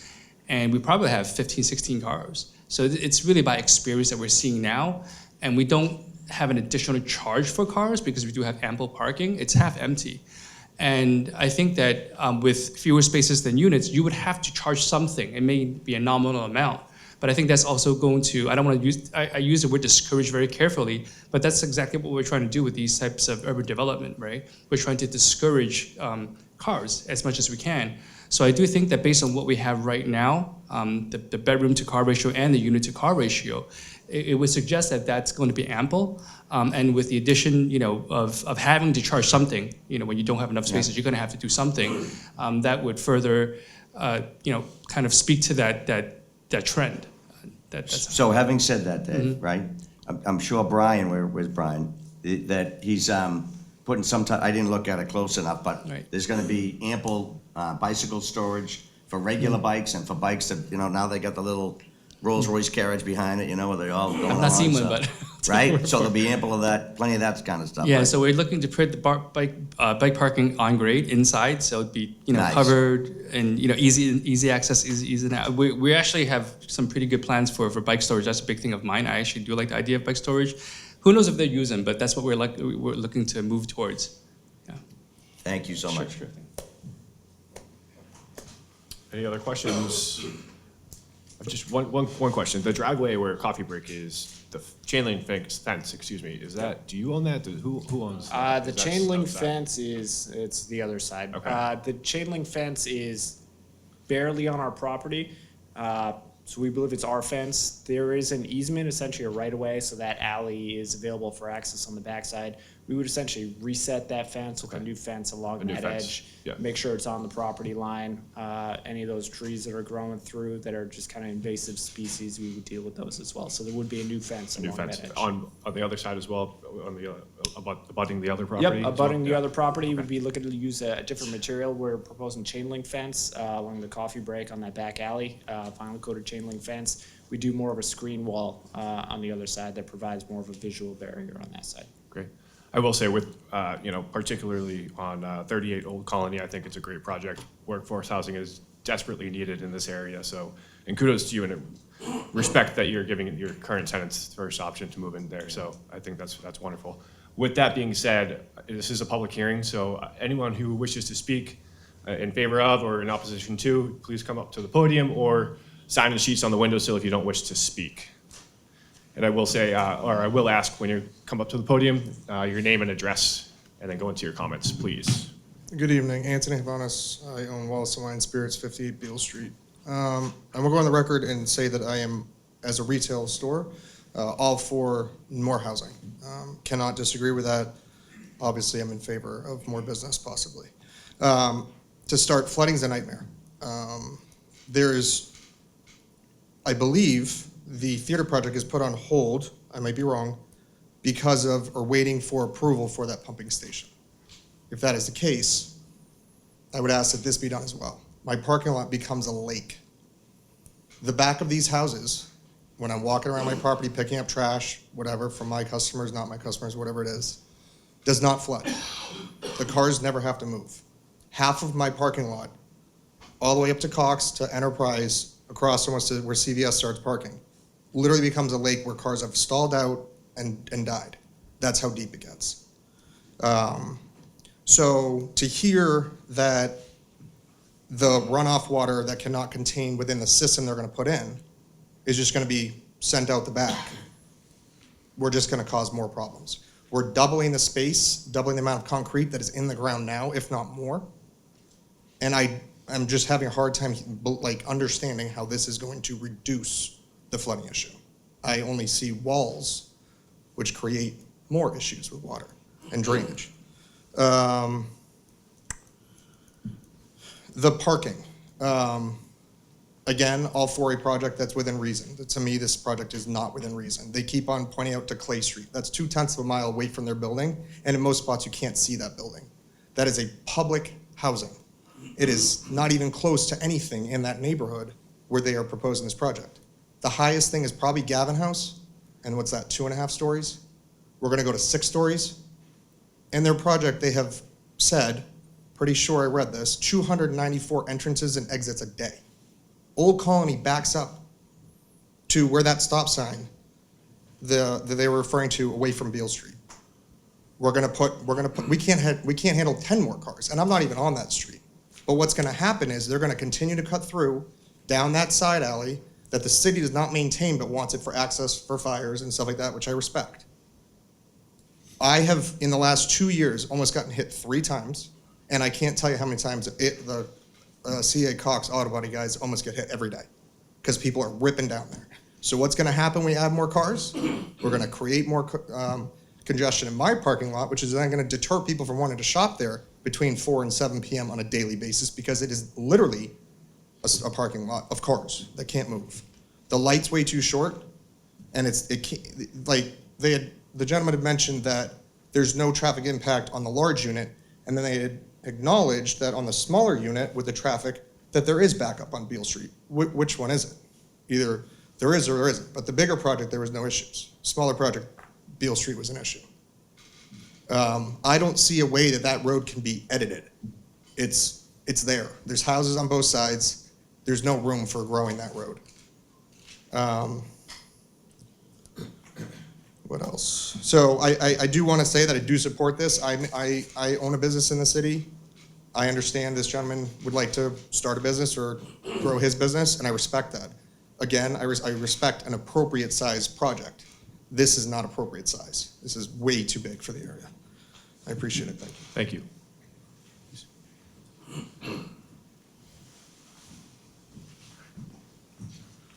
Hello, everyone. Am I audible? My name is Rahul Munot. I live at 51 Branch Street in Quincy, right next to David's current 8-unit townhouse project. I would like to take a moment to say David and Cindy have done a phenomenal job with that project. Right from the start, these guys have been very considerate, respectful, and professional of the entire project. It is really refreshing to see that developers like these who are doing such great projects, but at the same time value and respect people. I really admire the development these guys have done. I support their project, and I hope this project turns out to be a good success as well. So thank you. Thank you.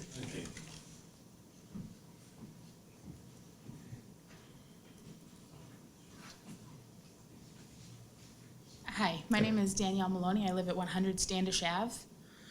My mother's in the back, and she lives at 106 Standish Ave. We're both owners, thank you, of the multifamily properties.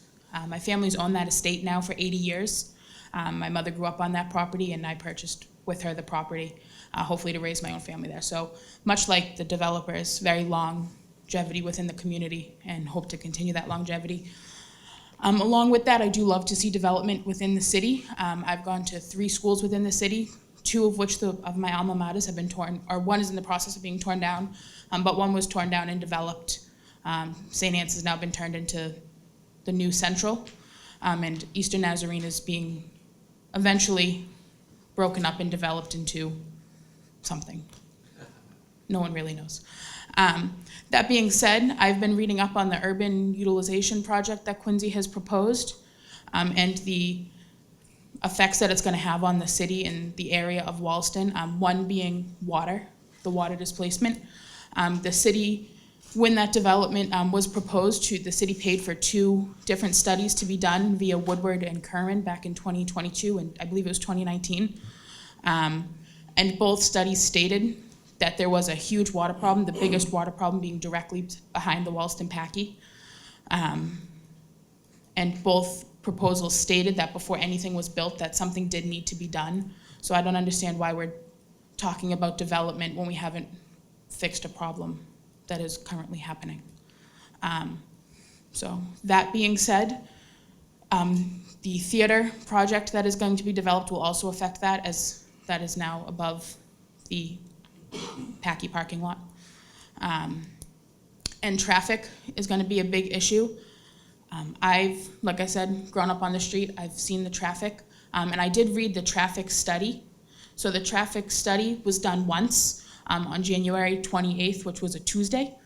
They were there for 4 hours, and they did this traffic study, and then they computer generated the other 5 remaining traffic studies, if I'm correct.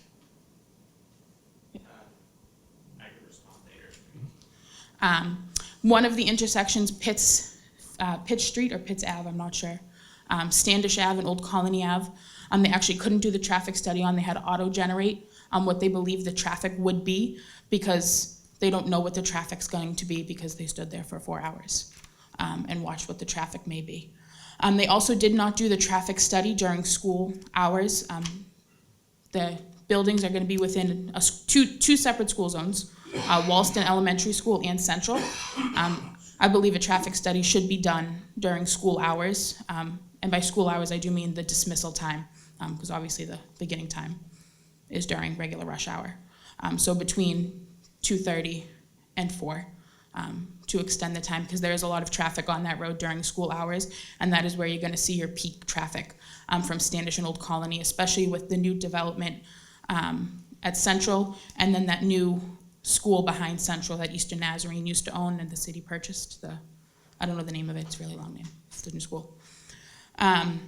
Also the parking, my family has owned multifamilies on Standish Ave now, like I said, for 80 years. For 80 years, there's been 7 units and 7 parking spots have been filled until my family learned to drive, and then in that multi-bedroom building, there's been more cars. So I don't understand what happens from one end of Standish Ave to Old Colony, but there are cars, and it does need parking. And again, my property we have 1 spot per unit, it is filled. And we do avoid street parking at all costs because there are other local businesses on the other end, the convenience store, Annie's Nails, the dry cleaners, that do utilize the parking on that end of the street. So to take up parking from one end, I think is unfair to the other. That being said, most buildings now, it seems in Quincy, are getting the parking permit waiver approved, especially through the big projects that the city's building.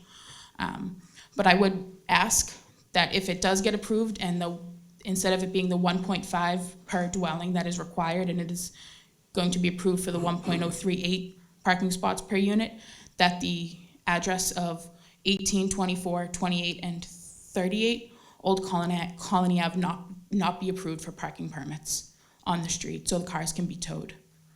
Because they're very confident in that their parking numbers are all they will need, so therefore they should not need parking permits. The city did this for 1 Newport Ave. They did it over on all the buildings on Hancock, the newer buildings on Hancock Street and some of the other developments. I do recognize that the T station is there and that there is going to be parking, that they won't need as much parking, but people still do drive. It is a thing. And then I would request that the traffic study also include I don't know what the city refers to them as. Everyone I know refers to them as the blinky blinkies, the button you push and the lights blink and the pedestrians walk. I would suggest and I would ask that the traffic engineer include the pedestrians, because the traffic report now does not include how often that button will be pushed and traffic will pause.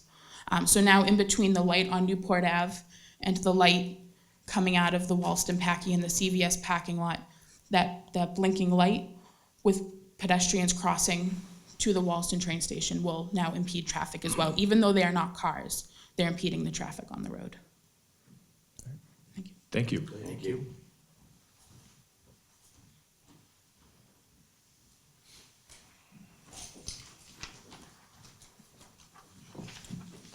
Phil Boncaldo. I represent several properties. We own the Coffee Break property, the lot, and 72 to 78 Beale Street. And we have a number of properties throughout the city. I'm going to be super brief because it's getting late. Everyone understands it's always about parking, it's about traffic, and it's about water. Those are the big things. I hope Dave does build it. I think it looks great. However, the setbacks do look a little bit tight. It is a bit dense for that area. The big question, and I would like to see some of these meetings, especially planning board meetings, somebody from the city should be here to represent this Wollaston revitalization thing. You know, we were all told, and I agree with Anthony over there, we were told there was going to be a pumping station where CA Cox is. Okay, now we're allowing all of this building, all of these permits going out in anticipation of a lower interest rates, hopefully in the next year or two, and they're going to get built. What happens if that pumping station does not get put in? Where is all this water going to go? I love Dave's plan. I love the two-story parking thing, but that thing's going to go down into the ground 6, 8, 9 feet. There's water down there, okay? And when the water's coming off Beale Street, coming across my properties, I know I get a little lake on my parking area right now, okay? And then it disseminates and goes. It's going to flow down Old Colony. It's going to go into the right-of-way. It's really not a right-of-way. It's for the city's right-of-way. It's my right-of-way, and I believe it's C.A. Cox's right-of-way and Mike Kiley's. No one else is supposed to be traveling through that right-of-way. Perhaps we should put a gate or something there to prevent that. Progress is coming. We're going to be building things. We just have to do it a little bit more reasonably. That's all I got to say. Thank you. Yeah. Thank you.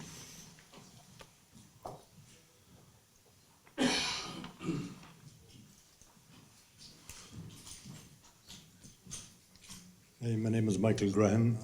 I live at 76 Norton Road in Quincy, and I own the property Mr. Shawkinsy's. The guy is stuck in the middle here, so we're very sympathetic to it. And You want to sell it?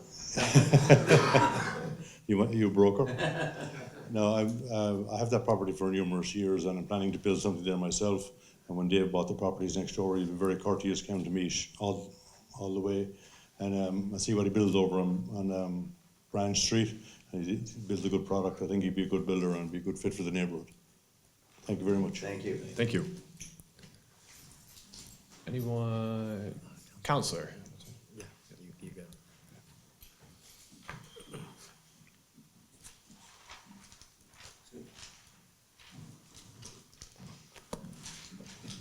You got stiff sitting back there. Oh, my God. Welcome.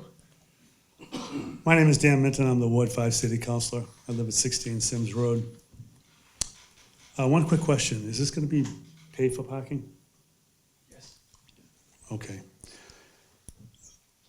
Along with Mr. Shaughnessy, driving about parking. I'm sitting next to Councilor Devine, and we talked about parking. That is our biggest complaint that we get from residents. That there's promises that there's gonna be enough parking, that no one's gonna park on the street. Lo and behold, Ashler Park, Mechanic Street, we're up there with T-Pal trying to resolve the issues. You gotta have more parking, or less units, one or the other. We had a community meeting, about 25 people. The size of the project, traffic, parking, drainage, were all the same issues that we have when we go to other sites or hearings. Today, at about 10 in the morning, I went up there and sat up there at the T parking garage. I try to envision what 6 stories would look like. It would be overwhelming in that neighborhood. I thought about traffic. And I thought about how many times I've gone up that hill and it's just gridlock at almost any hour of the day. Parking I've already addressed. Drainage, I've talked to the planning department regarding the CVS lot and the problems we have there, and I'm just so concerned that this is just gonna compound the matters there. But while I was sitting there, I did come up with a little bit of a remedy that T-PAL qualified. But if you look at 3 sets of lights within probably 150 yards, that causes problems. The light at Newport and Beale are full lights with pedestrian crossings, and at Greenwood at Beale, same thing, full access. The light, which is a pedestrian light, I think for public safety purposes jeopardizes people that are out there in that intersection. It's not just coming east-west on Beale, but it's coming out of Old Colony, and people just know they're gonna have to fight through 2 lights, and they're gonna just blow by that light, and you see it all the time. I don't have statistics to say how many accidents have been there, but it is a public concern. Why not eliminate the crosswalk there? Block the passage from the parking area for the Walston T, and have people use the full crosswalks. Traffic flow would be much better, it'd be much safer. There are a lot of concerns that have been mentioned. It's not going to be easy to make the changes, but the public has spoken, and they're concerned about those issues. Thank you. Thanks, Counselor. Okay, anyone else wishing to speak who has not spoken already? Much like the case earlier, this case will not be decided tonight. There will be no vote tonight on this case. And I believe we are going to move to continue to the May 21st meeting. And so we'll do one motion for both Planning Board case number 2025-06 and Planning Board case number 2025-07. Do I have a motion to to continue this public hearing to the May 21st meeting?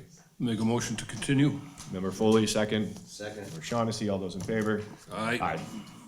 All right, excellent. Thank you. Thank you. Thank you. Business item, through you, Mr. Chair, to the board. We received approval not required plan, an A&R plan for 859 Willard Street. This is the office development on the border with the town of Braintree. I will ask, I'm sorry, Rob, on Willard can we just take the conversations outside? Sorry, we still have a meeting Yeah, going no, on. so Yeah, we gotta- sorry, we yeah, gotta no, fit thank in you. business Thank you. item. Yeah, We're stay up. almost there. Almost there. Right. Thank you. So the approval not required plan is related to joint development on the Braintree and Quincy line on Willard Street. It was developed jointly by both the city and the town back in the 80s. The owner introduced the A&R plan to split the 2 sites again, so there's the Quincy side and the Braintree side. I do believe there will be a future development proposal, but it'd be in the Braintree side. As it was explained to me by the proponent, the existing Quincy office building and surface lot will remain today. I also did my own little research.